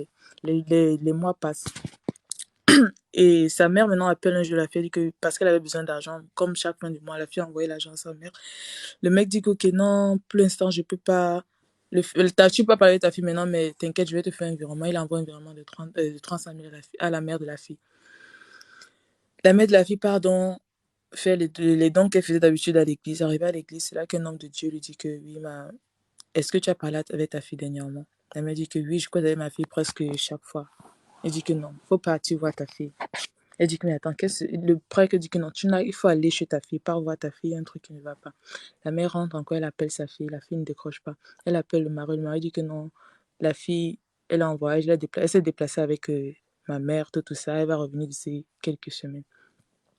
La deuxième fin du mois arrive. Maintenant, en fait, son mari et sa belle-mère faisaient maintenant qu'à chaque fois qu'ils faisaient les trucs de machin ils se faisaient entre eux, il faisait en sorte que même la jeune fille les rejoignait, en fait. Genre, elle participait à tous, à ce truc-là. J'ai fait un plan à 3 avec la fille en question. Ça dure presque 6 mois. Et maintenant, la mère se lève d'un bon matin et décide, ok, là, c'est trop. Depuis, je parle pas à ma fille. Même quand je vais la parler, il y a toujours un imprévu. Elle descend donc, elle part voir sa fille. Elle est arrivée, elle est à la maison, son mari n'était pas là, la mère n'était pas là. Elle frappe la porte. Elle demande au gardien d'ouvrir qu'elle veut voir sa fille. Dès qu'elle arrive, sa fille ne parle pas, sa fille ne dit rien. Sa fille est juste assise comme ça. Elle dit, mais attends, raconte-moi qu'est-ce qui se passe. La fille ne répond pas rien. Du coup, elle porte sa fille, elle part avec sa fille chez le prêtre, dans son village. Hein. Dès qu'elle part avec la fille, elle part avec la fille chez le prêtre dans le village, dans son village à elle, le prêtre commence à prier sur elle, il prie sur elle.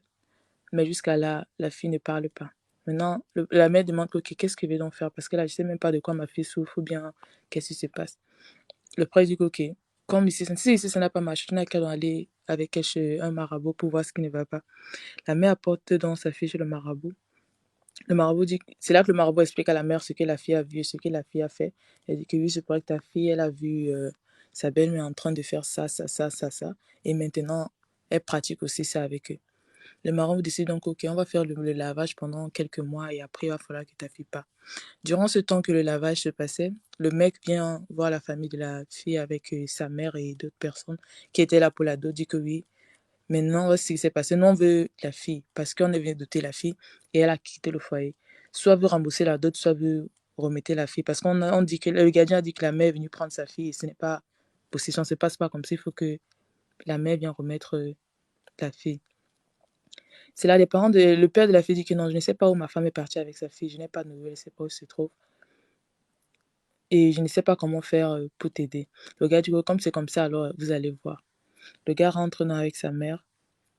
Et après, toutes les choses que le gars avait données pour la dot, genre les terrains qu'il avait offerts, qu'ils ont achetés avec l'argent du gars, les pagnes, les porcs, tous ces trucs qu'on demande parfois pour la dot. Les trucs ont commencé à pourrir, les animaux mouraient, les porcs qu'il avait amenés sont morts en fait comme ça.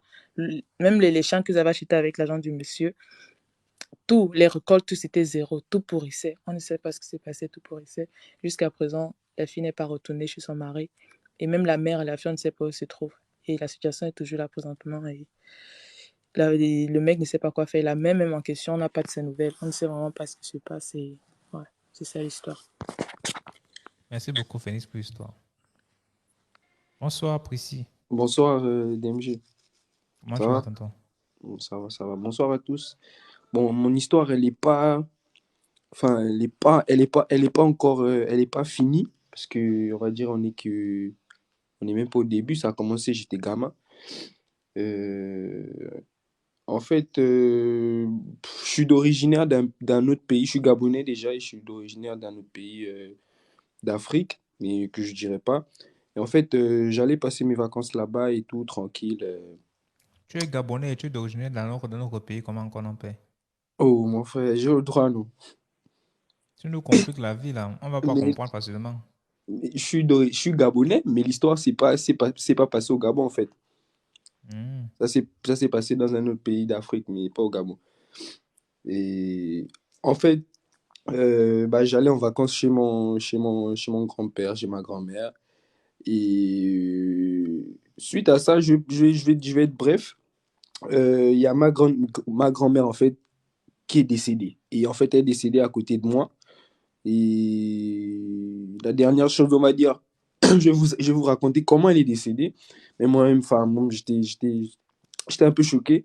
Et en fait, on était là avec mon grand-père, elle et sa meilleure amie. Enfin, elle était là, elle était contente de voir son petit-fils en vacances. Elle dansait, voilà. Tu connais un peu les grands-parents. Et en fait, tout d'un coup, elle commence à se sentir mal et tout. Et du coup, elle rentre dans la maison et moi, du coup, moi, je l'accompagne. Et je prends son téléphone parce que moi, j'étais gamin, j'avais quoi? J'avais peut-être, allez, 11 12 ans. Et on va dire, je prends son téléphone pour jouer au jeu comme d'hab. Et en fait, elle rentre dans la maison, elle s'écroule et tout. Et après, bah, du coup, mon grand-père la ramène à l'hôpital et tout.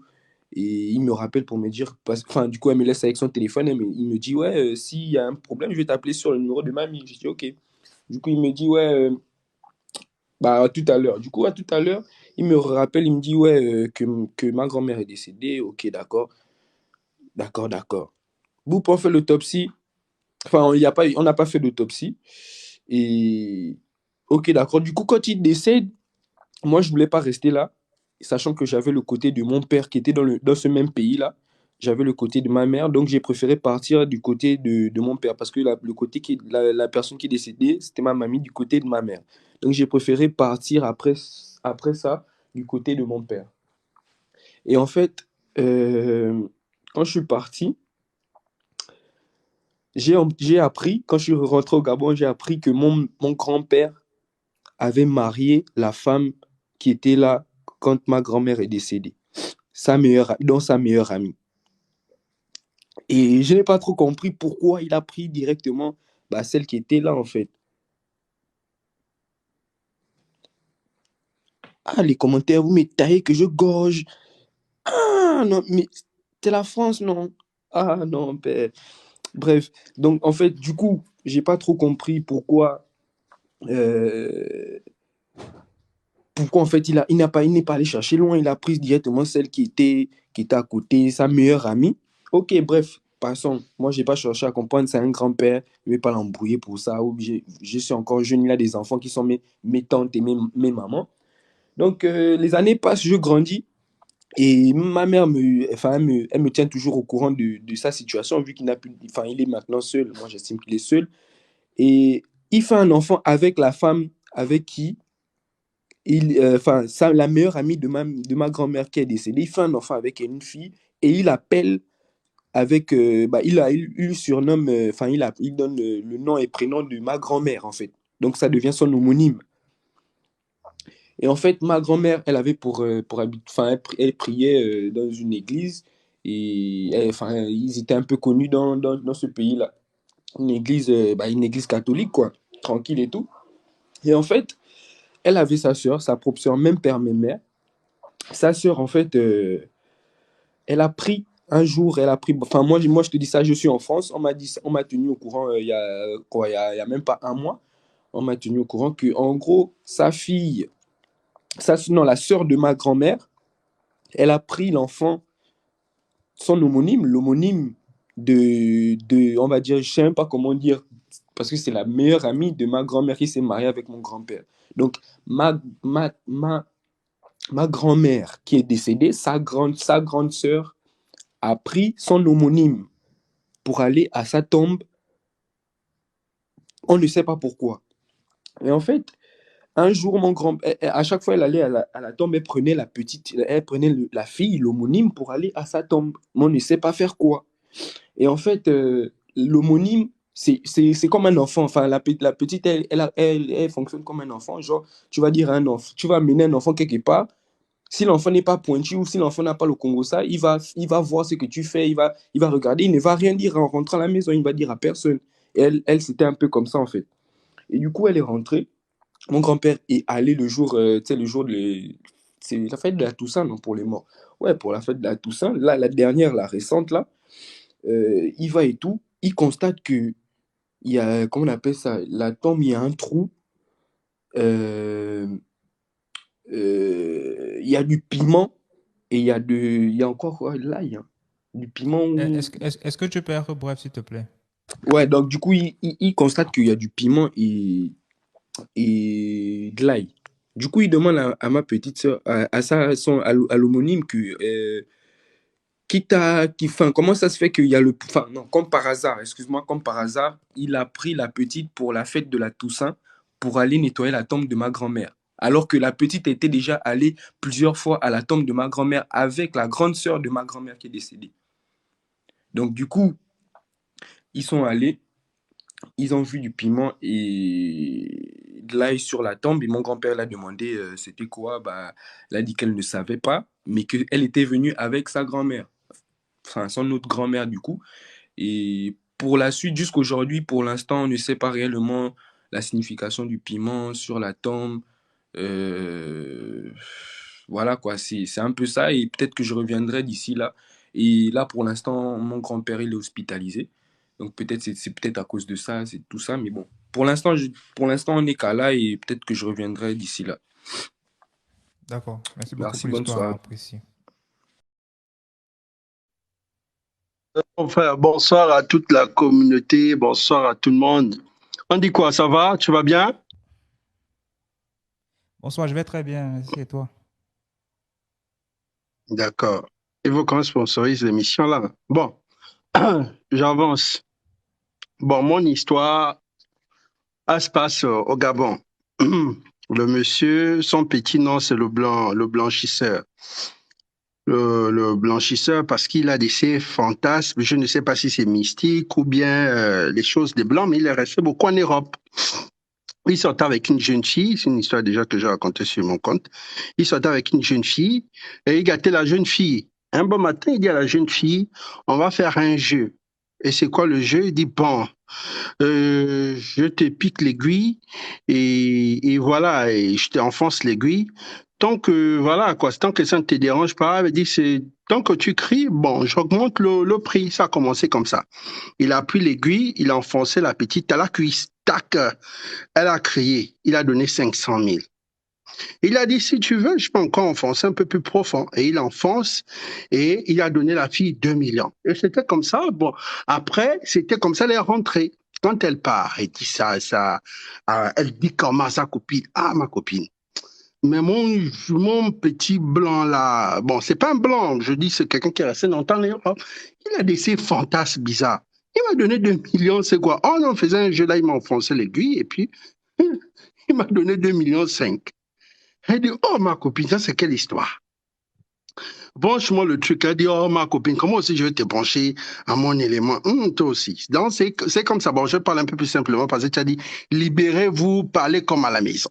Donc, c'est comme ça que il repart un jour comme ça, il dit, go, Titi, oh mais chérie, on ne fait plus notre jeu aujourd'hui.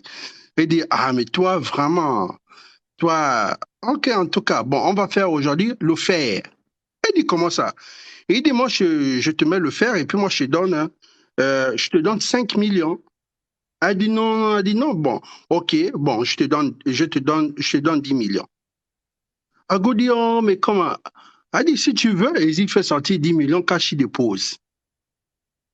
L'argot tourne, il chauffe le fer, il met ça à la fille, à la fesse. Tiens, il donne l'argot 10 millions au calme. Je vais d'abord, je vais pas être très long, je peux faire le deuxième passage. Bon, c'est d'abord, ça, on va s'arrêter jusqu'à quand l'histoire s'est éclatée, en fait. Bon, je vais pas d'abord bloquer, et puis je vais revenir au deuxième tour. Pour Et c'est continuer fini comment l'histoire. avec l'histoire du fer? Non, il faut continuer, continue. D'accord, parce que tu as dit qu'il faut pas que ça soit long. Donc, de là, elle présente 10 millions à la copine, les deux font un voyage, tout, et la copine Non, continue à finis mettre. ton histoire. Ok, oui. J'ai dit ça. Donc, la fille, elle va dire à la copine que, oh, le gars m'a donné 10 millions. Maintenant, c'est la copine qui est en train de mettre pression, que non, voici, tu as été 10 millions. Elle dit à la copine, bon, moi, je t'offre un voyage.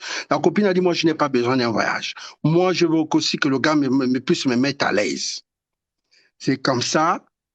Et la copine met pression, parce qu'avec les 10 millions qu'elle a eu, elle allait en voyage, elle a amené la copine au retour. Elle a dit au gars, bon, il y a ma copine qui veut. Elle dit, ah, moi, je peux faire, j'espère qu'elle est discrète parce que moi, je suis là tranquille, moi, je n'aime pas les problèmes. Elle dit, ma copine veut, tu dis quoi? Elle dit, bon, je vous donne 50 patates, 50 millions. Elle dit, ok. Donc, un autre retour. C'est comme ça que ça a commencé au retour. Voilà, qu'est-ce qui se passe au retour. Le gars qui brûle les deux fesses de la copine, un côté, il donne une moitié, l'autre côté, il donne une moitié. Donc, les gars ont eu 50 millions, la copine a donné l'autre 20, elle a pris 30. Maintenant, celle qui mettait la pression rentrer chez elle, je pense qu'elle vivait en famille. Maintenant, de là-bas, elle avait du mal à s'asseoir. Je ne sais pas ce qu'elle a fait. Elle a attiré l'attention de ses parents. Ou bien elle allait se confier à quelqu'un. Je pense qu'elle s'est confiée à quelqu'un. La vérité est bonne à dire. Elle s'est confiée à quelqu'un et la personne l'a mis la pression. Je ne sais pas où elle s'est confiée à quelqu'un et la personne a dit non, tu vas pourrir. Quand tu vois ça comme ça, tu vas avoir l'asticose, les asticots vont sortir et autres. Et c'est comme ça que c'est la panique.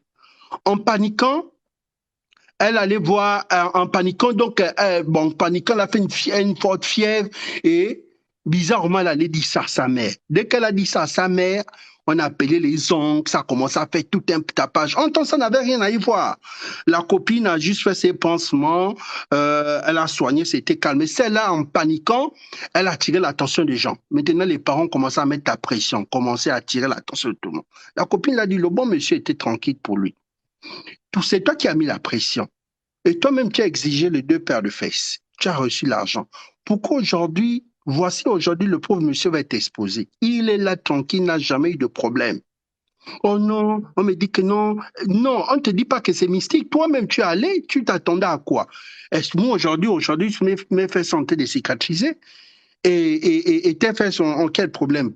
Donc, c'est comme ça que ça a fait tout un tapage. Le monsieur avait je t'ai dit que moi, ça devait être un problème grave au pays. Le monsieur a pu camoufler le problème. Lago s'est fait soigner, il a envoyé Lago se faire soigner par l'un de ses médecins. Après, c'est passé au calme. C'est passé au calme, les deux copines, l'amitié, les deux copines se sont séparées à cause de ce problème parce qu'elles disaient non, c'est quand même assez méchant, c'est toi qui as insisté et je ne sais pas à qui tu allais te confier pendant que c'était un truc à deux et de là tu as exposé le pauvre monsieur, mais le monsieur de là, toutes les petites filles vont là-bas quoi, on l'appelle le blanchisseur. Lui quand tu arrives, c'est au calme, c'est que tu veux il te donne, mais juste que dès que tu as la douleur, il est satisfait, quoi. En fait, il aime ça, quoi. C'est son fantasme, en fait.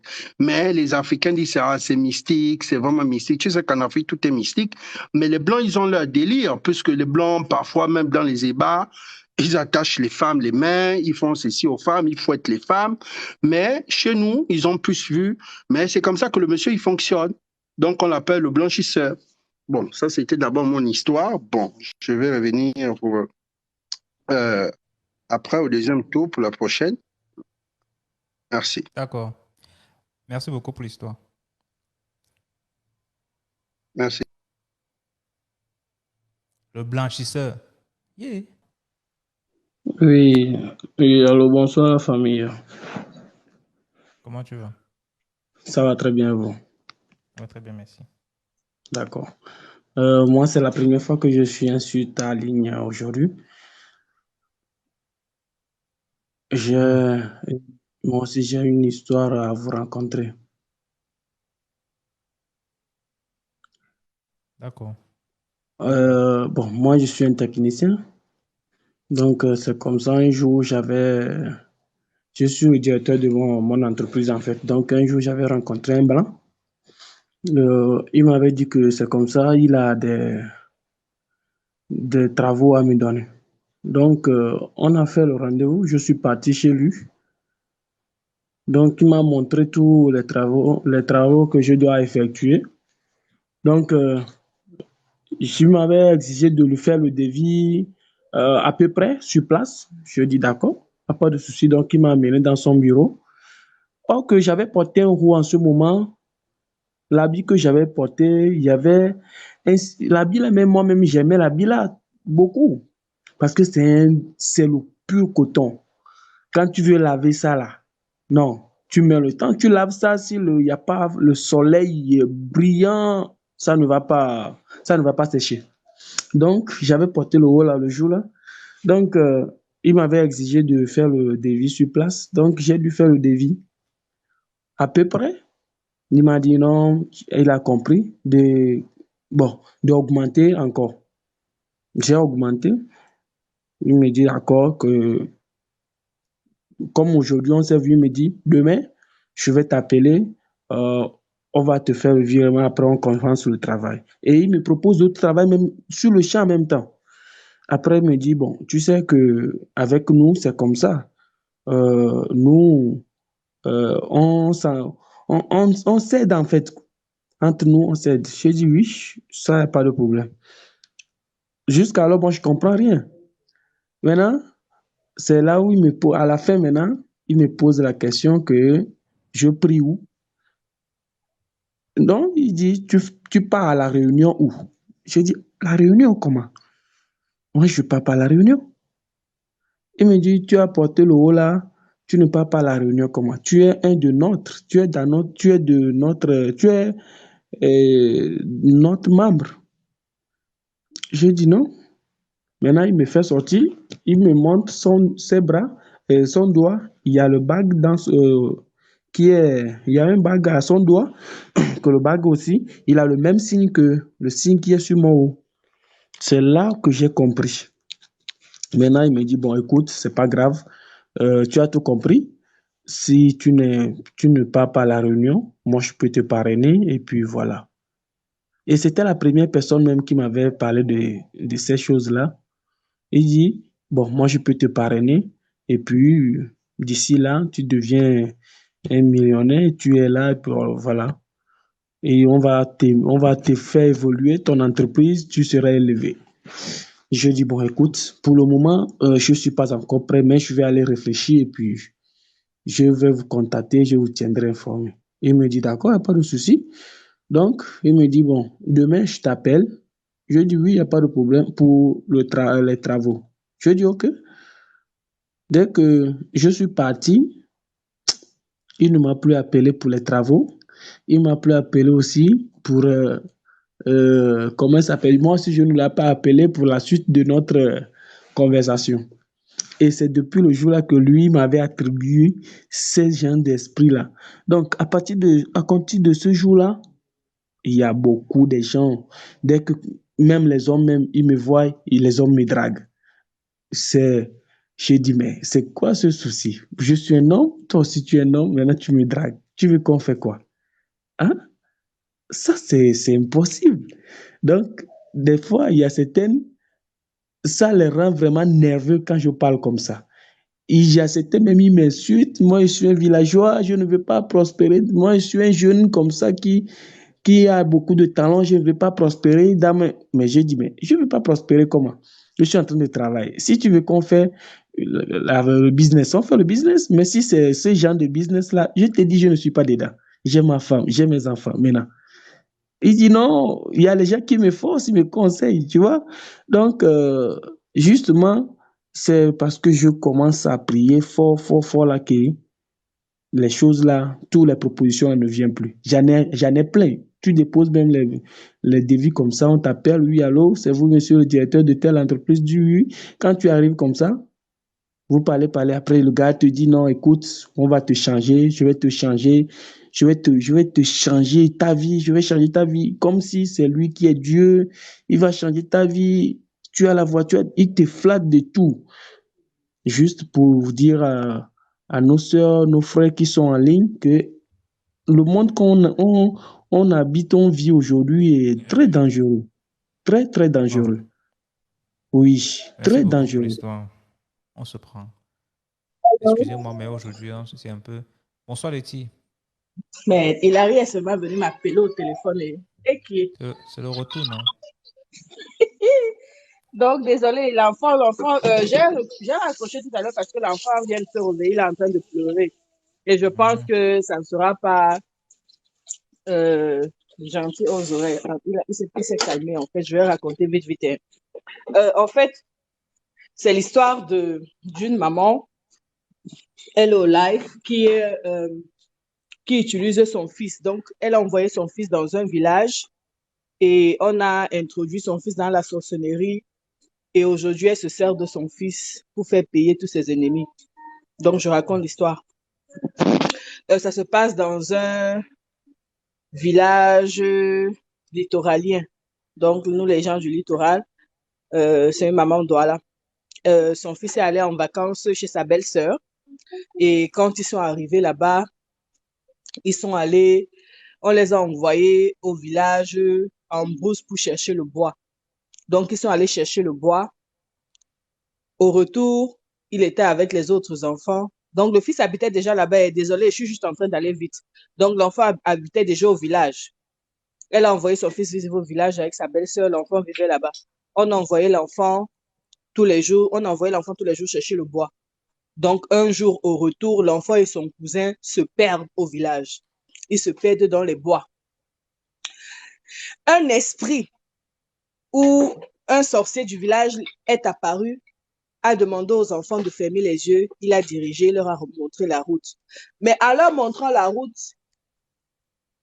involontairement ou volontairement, je ne sais pas, il a introduit les enfants dans la sorcellerie. Elle ne m'a pas raconté les détails par rapport à ça. Mais son enfant s'est retrouvé être sorcier. Tout ce qui se passe, l'enfant venait la voir au début pour dire, ah, maman, demain, tonton va mourir. Quand le répétiteur tape l'enfant va à l'école, la maîtresse ou le répétiteur tape l'enfant. Le lendemain, la maîtresse tombe. Elle devient très malade. La maîtresse devient très, très malade. Quand elle-même tape son enfant s'assoit à un coin de la maison comme ça. L'enfant regarde seulement sa mère. La mère a le palu. Elle tombe malade. Donc, à un moment, elle n'arrivait pas à comprendre ce qui se passait. Elle a commencé à soupçonner qu'il y a quelque chose qui ne va pas avec son enfant. C'est où elle amène son enfant au village, dans un autre village, dans le village là. Donc, c'est notre village, un village en sortant vers Bonabéry là-bas. Donc, c'est deux villages. Donc, elle amène son enfant dans l'autre village voisin du village là. Ensuite, quand elle amène l'enfant là-bas, on dit à la maman que l'enfant est dans la sorcellerie du village. Donc, la nuit, l'enfant sort, il se transforme en moutiquet. On appelle ça moutiquet. Les gens longs comme ça, là, ils sont très longs comme ça, ils touchent le ciel. On les appelle moutiquet. Donc, l'enfant se transforme en moutiquet la nuit. C'est un mot en doigt, là. L'enfant se transforme en moutiquet la nuit pour sortir. Maintenant, la raison pour laquelle elle nous raconte l'histoire, parce qu'elle dit que quand elle s'est rendue compte que l'enfant est déjà sorcier, elle sait que son fils est sorcier, on lui a donné les conditions d'enlever son fils dans la sorcellerie. Elle a refusé. Elle a dit qu'elle n'enlève pas l'enfant parce que l'enfant n'est pas un sorcier. L'enfant a dit qu'il ne mange pas les gens. Il est seulement là comme ça. Maintenant, l'enfant est venu, le décembre aussi là, on lui a demandé les gens. Et l'enfant est venu dire à sa mère qu'on demande qu'il donne les gens. Et la maman de l'enfant a dit à l'enfant que il faut donner telle tantine. Tantine Flora, excusez-moi, il faut donner telle tantine. Donc, quand il a donné la tantine là, quand elle a donné le nom de la tantine là, c'est la tantine là qui est l'ennemi de la maman. Donc, les gens de la sorcellerie, non, ils ont demandé l'enfant. Ils ont demandé que l'enfant donne la viande. Donc, ils ont demandé la viande à l'enfant. La maman de l'enfant a donné le nom. Excusez-moi, je suis en train d'aller vite, vite, juste à cause de mon fils. Je suis désolée. Donc, la maman a donné le nom de sa copine avec qui elle a les problèmes. Quand elle a donné le nom de sa copine avec qui elle a les problèmes, elle a cru que c'était pour Dexter, mais elle ne savait pas que l'enfant va passer à l'action maintenant. La copine est morte. Elle a eu l'accident avec le Bensikin. La copine est morte. Après ça, et le nom de Tanti Flore est sorti comme ça, et je suis entrée dans les problèmes. Après ça, c'est comme ça que la maman dit qu'elle a les problèmes avec sa grande sœur. Elle dit, à côté de l'enfant, donc elle se sert de son enfant, et peut-être s'assoit avec l'enfant comme ça, là, elle dit à l'enfant que la tante là ne m'aime même pas. Ou le tonton là ne m'aime pas. Ou bien, par exemple, tata Letty ne m'aime pas, ou tonton DMG ne m'aime pas. Elle dit que quand elle dit ça, la personne meurt. Pourquoi seulement mon nom? Il n'y a pas Olifred dans le live là, il n'y a pas les Hilary, il n'y a pas les Shelley, il n'y a pas un des C'est musiques. juste les âmes, non? C'est juste les âmes. Tata l'autre ne m'aime pas, tonton l'autre. Quand ça se passe, elle commence à manipuler son enfant, les gens meurent. Les gens meurent. Les gens meurent. Les gens meurent. Non, don't go there, come on.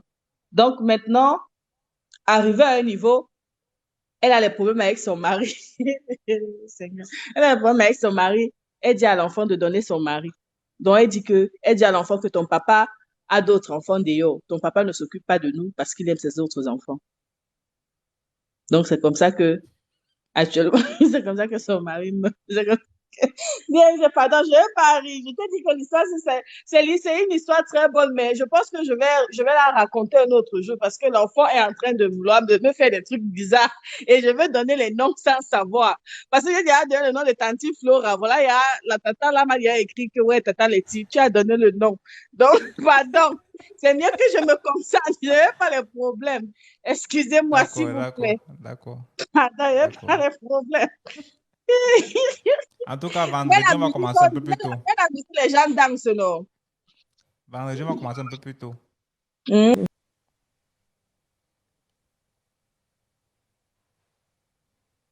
Après, c'est qui? Bernie, ok.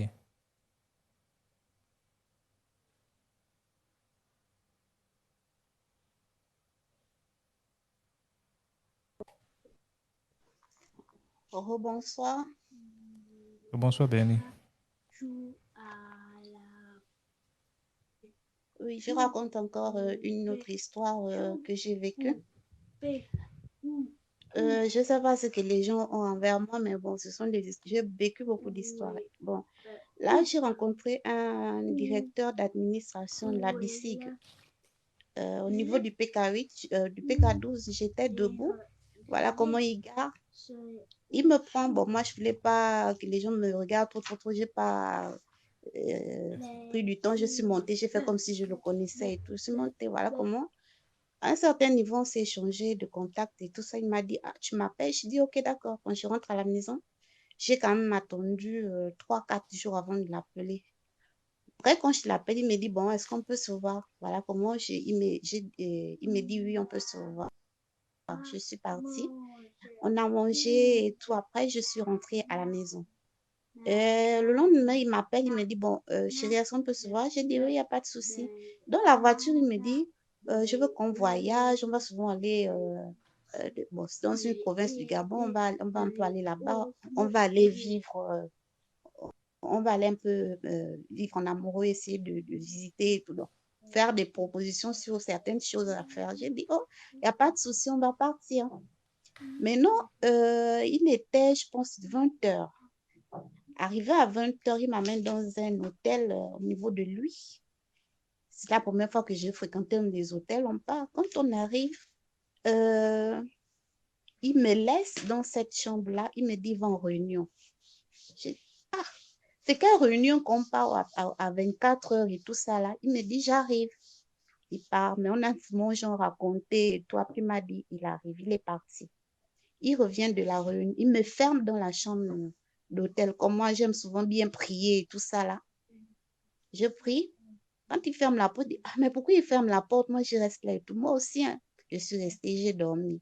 Il est rentré, il faisait peut-être 3 heures. Il est revenu, il cogne, il ouvre la porte. Après, il vient me rejoindre sur le lit, il me dit, chérie, allons, on va se laver dans la baignoire. J'ai dit, ok, pas de souci.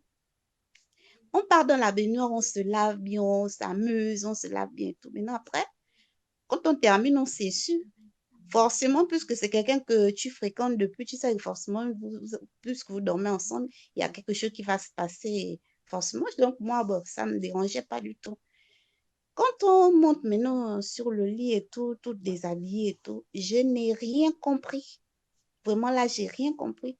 Le monsieur était sur moi quand il vient sur moi, quand il m'a fixé, quand on s'est regardé, la façon dont le monsieur a tremblé, il est quitté sur moi. Il allait dormir au bord du lit jusqu'au matin. Jusqu'au matin.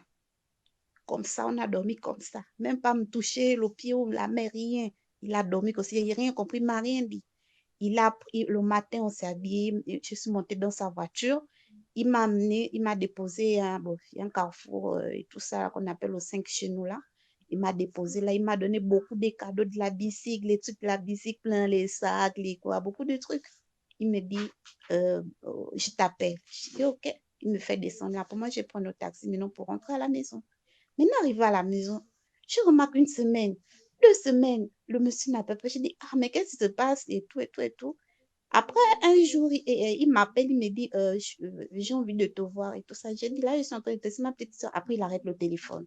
Je dis, mais c'est quoi, c'est ça? Après, je le rappelle, j'ai dit, mais bon, je suis disponible. Et tout me dit, oh, je pensais que tu étais disponible. Il a raccroché. Après, j'insiste, je rappelle, je dis, mais qu'est-ce qui se passe réellement? Pourquoi est-ce que tu m'appelles plus et tout? Tu m'avais plus jamais rappelé. Qu'est-ce qui se passe? Il me dit seulement, un jour, je vais te dire. Mais il n'a jamais eu le courage de me rappeler pour me dire ce qui s'était passé. J'avais encore rappelé. J'ai dit, mais attends, dis-moi qu'est-ce qui se passe. Il me dit toujours, genre, un jour, je vais t'appeler. Mais il ne m'a plus jamais appelé pour qu'on se voit ou quoi que ce soit. Rien, rien, rien. Ben, moi aussi, je suis restée là.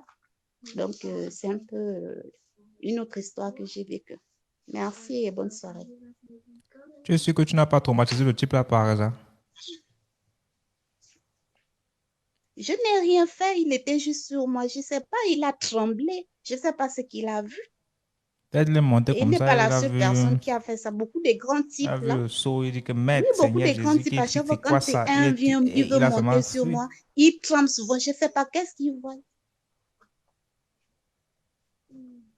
C'est que toi-même, c'est pas Je n'ai facile. rien fait. Je n'ai rien fait. Moi, je prie seulement. Je fais tout. D'accord, merci beaucoup pour l'histoire. Ok. Je vais aussi vous faire comprendre que un sorcier en plein temps est plus fort qu'un demi-chrétien. Tous ceux qui disent ici là que oh, je partais New York avec mon gars, mais j'ai quand même fait les prières. Tu n'es pas chrétienne, tu es juste quelqu'un qui prie par accident. Et laisse-moi te dire que si ce que tu pars et que tu reviens sain et sauf, c'est peut-être parce que ton père, ta mère prient pour toi, ou bien tes frères, tes soeurs prient pour toi. Ce n'est pas forcément ta prière qui t'a sauvé. Parce qu'un sorcier qui est là, il est sorcier en plein temps. Et toi, tu es un chrétien, déjà tu es moitié chrétien, moitié, tu ne peux pas être plus fort que lui. Même si ce que tu fais comment? Tu ne peux pas être demi-chrétien, bien demi-musulman, bien demi quoi que ce soit. Et tu parles comme Marc contre quelqu'un qui est en plein temps sorcier. C'est-à-dire qu'il il est sorcier 24 heures sur 24. Et tu ne peux pas, il n'y a pas moyen. Tu dois être chrétien 100%, ou bien tu dois être musulman 100%, tu dois être quoi que ce soit 100%, avant de combattre un gars qui a 100% de sa matière, c'est comme ça. Ça fait 1 an, hein. Non, ça fait une semaine, Depuis que le Cameroun a gagné le match ici, tu as pris le congé. Non, il fallait quand même célébrer, gars. C'est Letty qui est venue me voir que de prier pour que le Cameroun gagne. J'ai dit, Cameroun va gagner, je gagne quoi? Elle n'a pas répondu.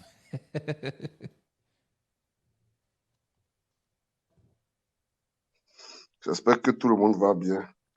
Ah, merci beaucoup pour les cadeaux. À peine arrivé, les cadeaux viennent. Merci beaucoup.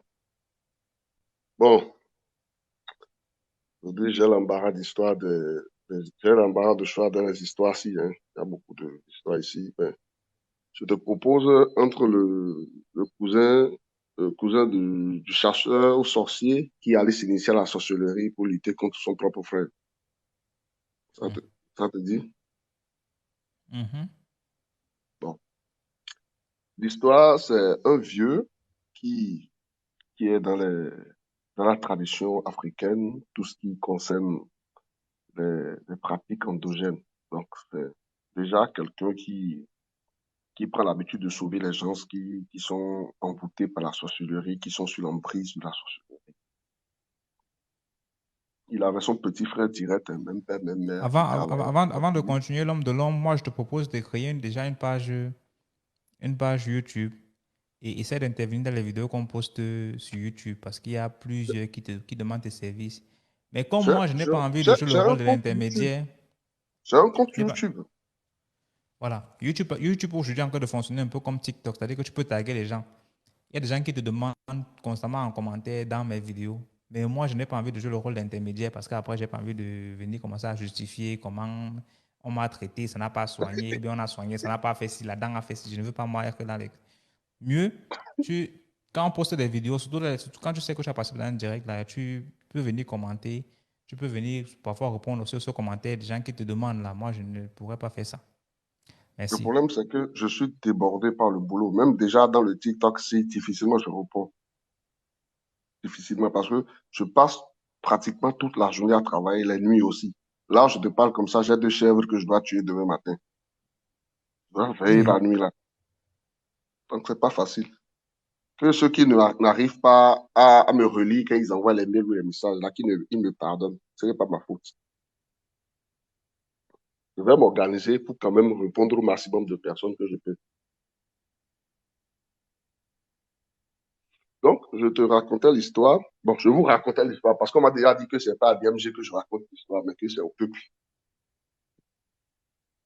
Donc, le vieux, c'est quelqu'un qui a l'habitude de faire la chasse à la sorcellerie, tout ce qui est malsain, tout ce qui peut nuire, détruire la vie de quelqu'un.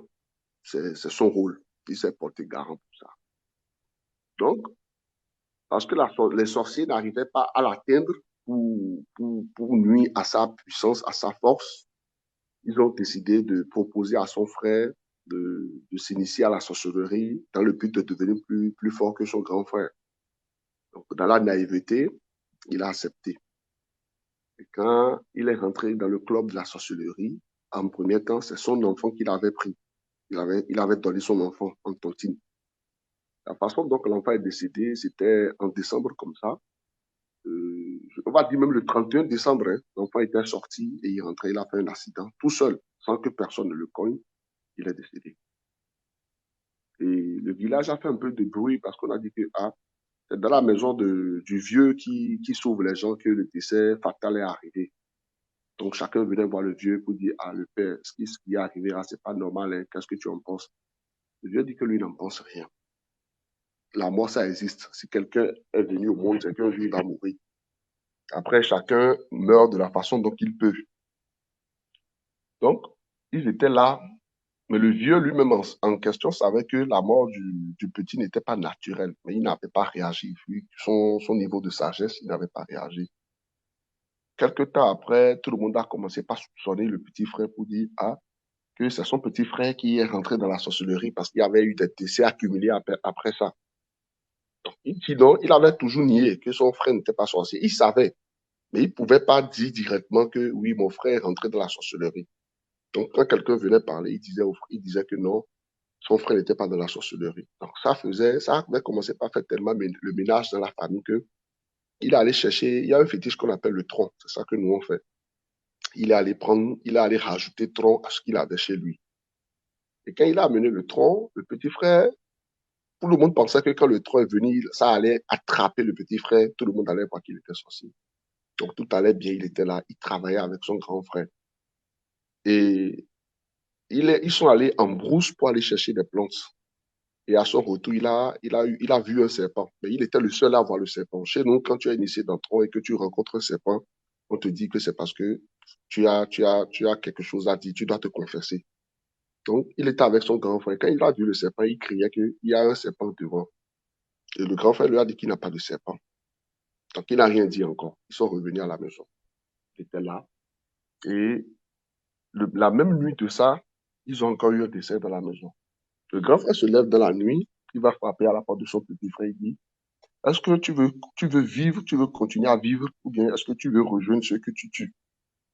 Le grand frère lui a juste posé la question par curiosité. Il a menacé le grand frère que les gens se le traitaient de sorcier, que c'est lui-même son propre frère qui se rajoute à la liste. Le grand frère n'a rien dit. Finalement, pour montrer au grand frère qu'il n'avait pas la sorcellerie, il avait pris son courage à deux mains, il avait demandé au grand frère de l'initier à Tron, parce que on dit que quand tu as la sorcellerie, tu ne peux pas rentrer dans Tron. Le grand frère l'a initié dans Tron, il a initié même au rang de sous-prêtre pour l'attirer. Ce qu'il veut faire, il n'a qu'à venir faire. Mais qu'est-ce qu'il faisait? Avant de rentrer dans le temple, il déposait la sorcellerie quelque part. Il venait dans le temple, il venait travailler avec le grand frère. Donc, un jour, il est venu, ils ont fini de travail. Quand ils sont sortis, il n'a plus vu sa sorcellerie, sa calebasse de sorcellerie, là, il l'a déposé.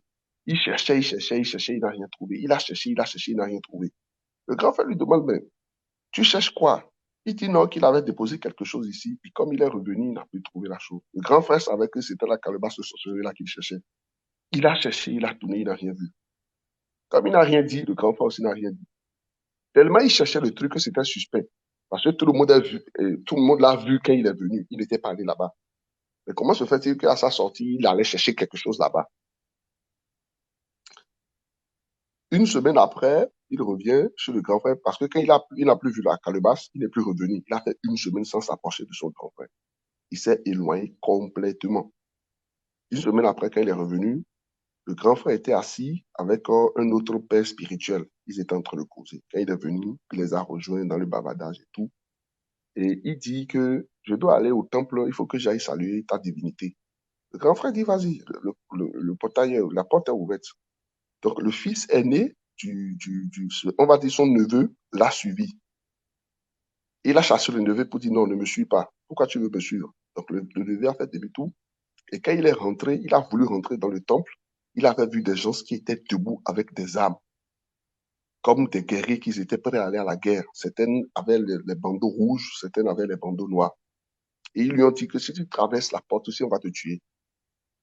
Il est retourné, il est allé voir son grand frère pour dire que je t'ai demandé la permission pour rentrer dans ton temple, tu as accepté. Mais pourquoi j'arrive devant le temple, il y a des gens qui me menacent que je ne vais pas rentrer. Que si je rentre, ils vont me tuer.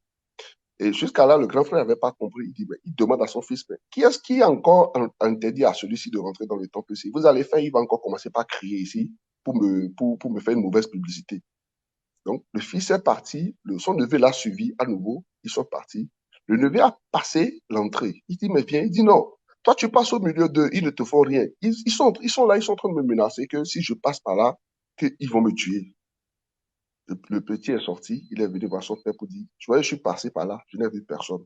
C'est ton frère qui dit qu'il a des gens là avec des armes. L'aîné qui était là s'est mis à rire. Il dit que il a quelque chose qu'il a fait et qu'il faut qu'il dise. S'il ne dit pas la chose et puis il rentre, il va mourir. S'il ne dit pas la chose et qu'il sort de là aussi, il va mourir. Donc ne le laissez pas sortir de là. Il était comme ça entre la sortie et l'entrée. Son grand frère s'est levé, il a le voix et dit, mais attends, qu'est-ce qui se passe? Tu dis qu'il y a des gens ici qui te menacent. Moi, je suis venu, je n'ai vu personne. Ok. Il a tiré ça, mais il dit, viens, on y va. Il dit non, qu'il ne peut pas bouger. Parce que les gens ont mis des poudres à canon par terre et qu'ils sont prêts à allumer. Et que s'ils bougent, ils vont allumer le poudre à canon. Alors que la veille, avant qu'ils ne viennent, le vieux avait fait un rituel de renforcement dans le temple où il avait effectivement allumé un poudre de canon sur l'entrée, précisément là où il était. Quand il a dit ça, le vieux a compris que, ça, ce sont les esprits qui l'ont pris au piège, qui l'ont mis au piège. Et c'est là qu'il est resté là. Il a commencé par perdre son souffle. Il a commencé par perdre son souffle. Et c'est là qu'il a commencé par parler que c'est telle personne qui sont venus me voir pour me dire que tu es trop fort, que c'est à cause de toi qu'ils n'arrivent plus à manger les gens dans le village. Et comme c'est à cause de toi, chaque fois qu'ils veulent prendre quelqu'un et que la personne vient chez toi, tu le sauves, ils m'ont demandé de leur rejoindre et qu'ils vont me donner le pouvoir de te dépasser. Quand je suis rentré dans le club, ils ont dit qu'avant que je ne commence les activités avec eux, que je dois leur donner un truc à manger. J'ai demandé c'était quoi, ils ont demandé mon enfant. Donc je les ai donné mon enfant. Donc après, ils ont commencé par demander plus. C'est là que j'ai commencé par donner les neveux de la famille. Mais à chaque fois que je voulais prendre ton enfant, je n'arrivais pas. Le vieux lui demande, mais tu veux prendre mon enfant, comment tu n'arrives pas? Il dit qu'à chaque fois qu'il vient pour chercher l'enfant la nuit, qu'il voit le vieux assis avec des machettes. Jusqu'à ce que, autrefois, il avait demandé, mais est-ce que toi, tu ne dors pas la nuit? Le vieux dit, je dors. Est-ce que quand tu es venu, tu m'as vu où? J'étais sur mon lit quand tu es venu me réveiller, non? Il dit, non, toute la nuit, tu passes la nuit assis. Un peu comme je t'avais dit, les gens qui passent sur mon portail, qui me voient avec la machette. Le vieux a regardé, il n'a rien. Donc après, ils ont fait des rituels, ils l'ont enlevé de là. Et ils l'ont enlevé de là, on lui a demandé de rentrer. Il est rentré à la maison entre 0 et 1 heure. Il attendait des gonds.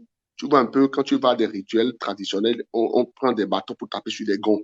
Donc, il attendait un sonnement du gond. Alors que le gond, c'est dans le temple que nous, on joue ça le matin, très tôt le matin. Entre 5 heures, quand on se réveille, on tape sur ça. Il attendait le gond. Il attendait le gond. Il était le seul à attendre le bruit. Ça l'a empêché de dormir.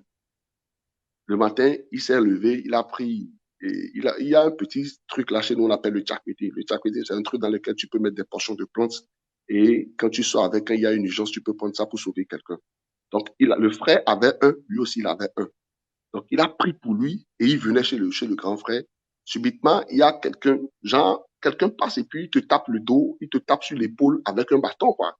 Il a senti juste un coup de bâton sur le dos, comme ça. Et il a commencé par crier que je vous ai rien fait. Pourquoi vous me tapez? Je vous ai rien fait. Pourquoi vous me tapez? C'est comme ça il est venu succomber devant le portail de son grand frère. Il est venu succomber là, devant le portail de son grand frère. Alors qu'il criait avant de venir qu'on l'a tapé. Personne n'était derrière lui. Hein. Personne n'était derrière lui. Mais c'est là qu'il est venu tomber. Parce que ils avaient décidé de prendre son grand frère en question aussi. Donc, à chaque fois que le grand frère lui demandait d'aller lui chercher les plantes, il sabotait les plantes que le grand frère prenait pour travailler. Quand le grand frère l'envoie dans la brousse pour chercher les plantes, il sabotait les plantes.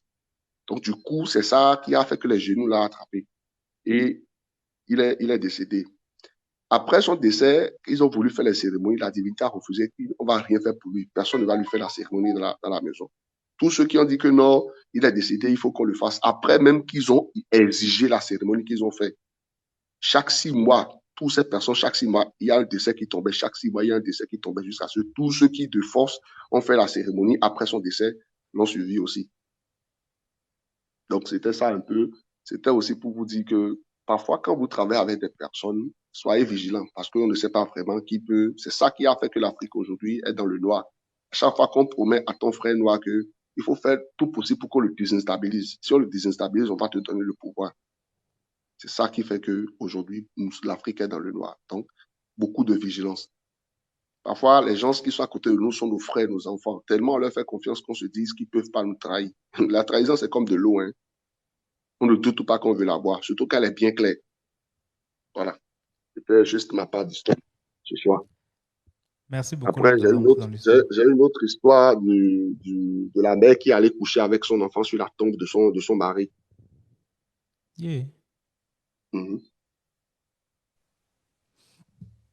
Pardon. Ok. On peut On aller. va prendre cette histoire-là aussi. Et ça va être notre dernière histoire pour la journée. Et rappelez-vous que j'ai dit que dimanche, on risque de ne pas avoir de live parce que l'entreprise pour laquelle je travaille fait des directs maintenant chaque dimanche et beaucoup plus en soirée. Donc, je ne vais pas sacrifier mon salaire qui me nourrit, qui me donne mon loyer pour les directs. Hein? Après, j'espère que vous allez comprendre. Donc, dimanche, on risque de ne pas avoir de live. Maintenant, l'homme de l'ombre. Il y a tellement de gens qui te sollicitent là, même parfois dans les commentaires là. En tout cas, raconte d'abord la deuxième histoire. Après, on va voir comment on va improviser. C'est une dame qui est restée avec un monsieur dans un foyer et ils ont fait 6 enfants. Parmi ces 6 enfants, il n'y avait que 2 qui étaient seulement l'enfant du monsieur. C'est-à-dire 4 enfants venaient de dehors. Elle tombait enceinte pour un autre homme, elle venait déposer ça au monsieur. Le monsieur ne savait pas. Et tu sais que chez nous, quand tu épouses une femme, par la coutume de chez toi, quand la femme commet l'adultère, soit c'est elle qui meurt, soit c'est toi le mari qui meurt. Donc, depuis lors que le premier enfant est né, le monsieur a commencé par sentir des problèmes de santé. Après, c'était la paralysie totale. Il n'arrivait plus à bouger, il n'arrivait plus à rien faire. On le traitait, après il marchait, il arrivait à marcher un peu et le même problème recommençait. Donc, finalement, ça l'a traîné, ça l'a traîné, ça l'a traîné et il est décédé. Mais après le décès du monsieur, certaines personnes ont réalisé que quelques des enfants n'appartenaient pas au monsieur.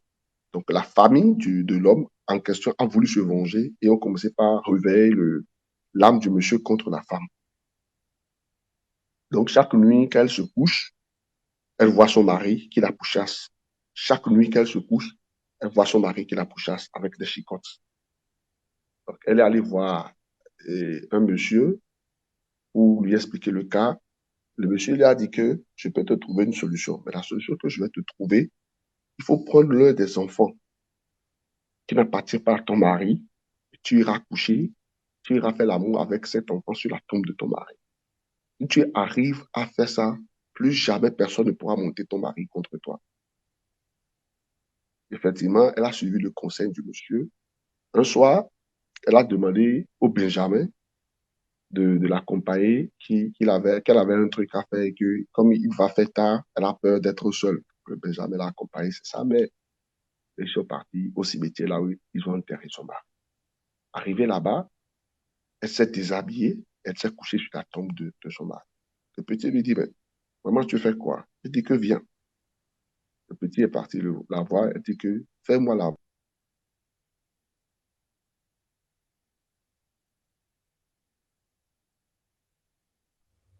Fais-moi quoi? Allô?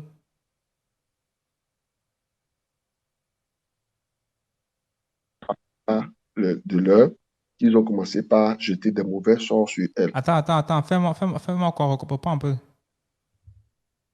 Quand ils sont allés au cimetière, elle s'est couchée, elle s'est déshabillée, elle s'est couchée sur la tombe de son mari. Donc, l'enfant était étonné. L'enfant lui a demandé, maman, tu fais quoi? Et elle a demandé à l'enfant de venir voir quelque chose.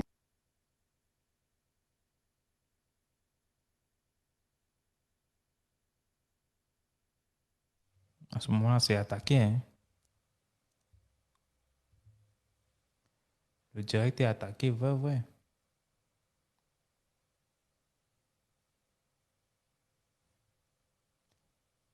Allô?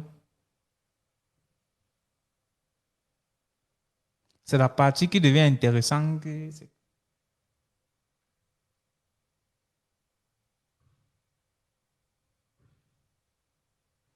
gens qui marchent la nuit à partir de minuit, là, c'est comment, là, mon frère? Dormez chez vous.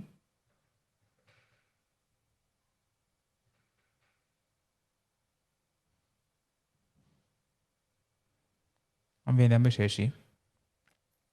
En tout cas, l'homme de l'homme. Allô? Le feu sur toi. C'est comme si sa connexion dérange un peu. Ok, il a peur. Pour me faire peur, mon ami, pour me faire peur, si un sorcier veut me faire peur, il apparaît devant moi. Ce n'est pas les trucs que le bruit a fait sur la toiture. Tu comprends? Pour me faire peur, c'est que tu apparais devant moi là. Et puis même pas seulement apparaître, parce que tu peux apparaître là, ça me dit même rien. Il faut apparaître, faire un truc, avec une face, avec un truc, un monstre.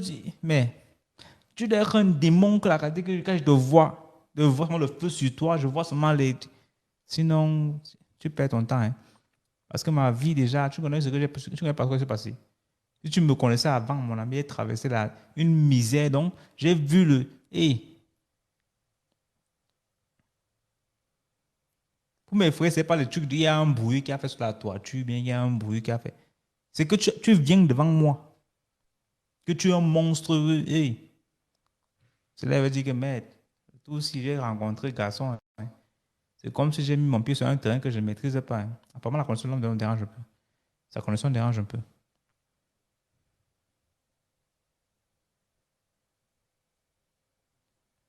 Voilà. Et Olifred, oui, bête encore la gifle que tu ne vois même pas. Oui, là, tu peux avoir peur. Pas des trucs que quelqu'un il y a un bruit, un chien qui aboie, oui, oui, à minuit, et puis quoi? Il aboie son aboiement, gars, c'est pour lui là-bas et sa famille, gars. Pour me faire peur, viens, tu apparais dans ma maison, quand ok, ok.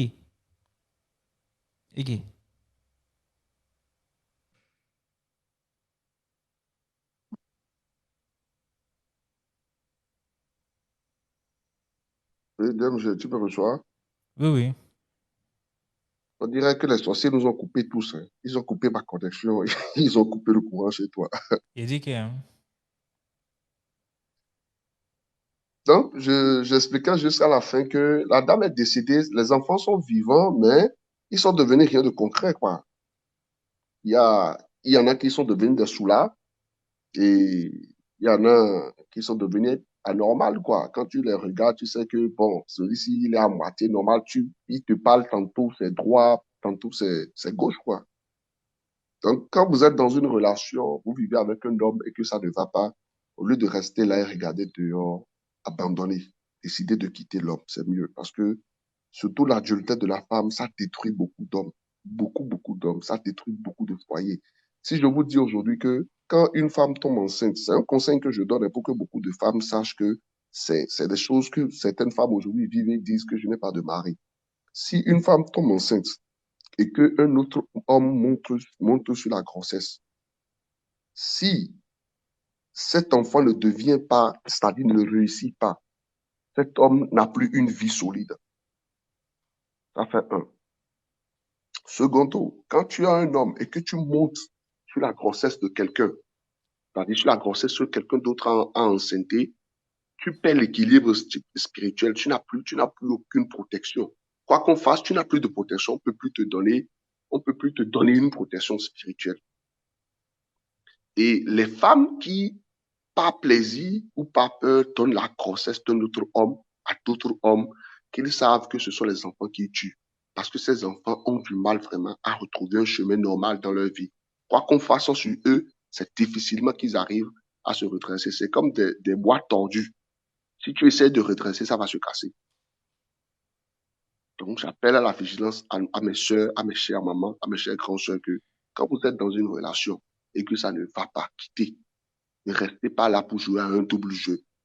Surtout quand vous avez reçu la dot coutumière. En Afrique, on ne joue pas avec ça. Je ne parle pas des personnes qui ont fait le mariage seulement à l'église ou à la mairie, mais plus précisément ceux qui ont reçu la dot. La famille les a fait une dot. Parce que quand on fait une dot, c'est deux familles qui s'unissent, qui créent l'union. Si ça ne va pas entre vous, séparez-vous pour que chacun de ces familles et chacun des ancêtres de ces familles prennent leur route. Mais quand tu es sur le toit de cet homme et que tu vas voir un autre homme, tu tues l'enfant que tu me montres, tu tues l'homme en question. L'homme de l'homme. Oui. On est au niveau de la maman qui couche avec son fils au cimetière. D'abord, on est resté. Ok.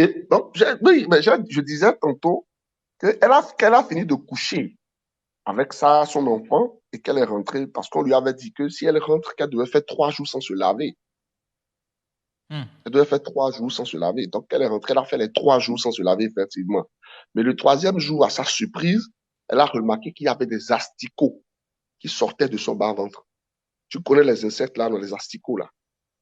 C'est ça qui sortait de son bas-ventre. Donc, au début, elle avait pris ça un peu à la légère. Mais après, le jour suivant, ça a commencé par sortir plus que le jour précédent. Donc, elle est retournée aller voir la personne qui lui avait suggéré le rituel. Et la personne lui a dit, je t'ai dit d'aller coucher avec ton fils sur la tombe de ton défunt mari, mais je n'ai jamais dit de laisser ton fils éjaculer en toi sur la tombe de ton défunt mari. Donc, l'erreur que vous avez faite ne peut pas être réparée. Vous avez manqué au rituel que vous êtes allé faire. Donc, le monsieur l'a chassé et lui a dit qu'il n'avait plus de solution. Donc, quand elle est rentrée, elle avait commencé par chercher des plantes. Tu sais, les villages, il y a des plantes pour se soigner. Mais à chaque fois qu'elle essaie de trouver une solution, ça s'accélère. Les asticots sortaient plus que c'était. Donc, elle ne pouvait plus cacher. Même quand elle marchait, les asticots descendaient de son corps comme ça, comme s'il y avait quelque chose de pourri dans son ventre. Et c'est comme ça qu'elle est allée voir un autre vieux. Et le vieux lui a dit, je ne peux pas te sauver, mais si tu veux te sauver et sauver la vie de tes enfants, il faut que tu ailles te confesser dans ta belle famille. Et comme elle ne pouvait pas aller voir directement la belle famille, elle est allée voir le chef du village. Elle a fait la confession chez le chef du village. Lui, il était dépassé. Et c'est lui qui a convoqué la famille du défunt mari. Et quand ils sont venus, il a dit à la femme, tout ce que tu m'as raconté tout à l'heure, raconte ça encore devant eux. La femme a raconté l'histoire. Donc, la belle famille a dit que, d'accord, comme tu as fait tout ça, et que pour finir, tu allais coucher sur la tombe de notre enfant, de notre frère, il faut que tu quittes la maison. Donc, elle voulait pas quitter la maison parce qu'elle pouvait pas retourner dans sa famille. Elle était déjà une honte là-bas, puisque l'histoire était déjà sortie et c'était déjà parti loin. Donc, elle pouvait pas retourner dans sa propre famille. La famille lui a dit que, comme tu as 4 enfants pour notre frère, et que tu as 6 enfants et que 4 enfants n'appartiennent pas à notre frère, retourne alors dans la maison de leur père. Et ça fait un moment qu'elle n'a plus de nouvelles de ce monsieur aussi. Alors qu'il s'avérait que le jour où elle couchait avec son enfant sur la tombe de son défunt mari, l'homme aussi était en train de mourir d'une crise cardiaque.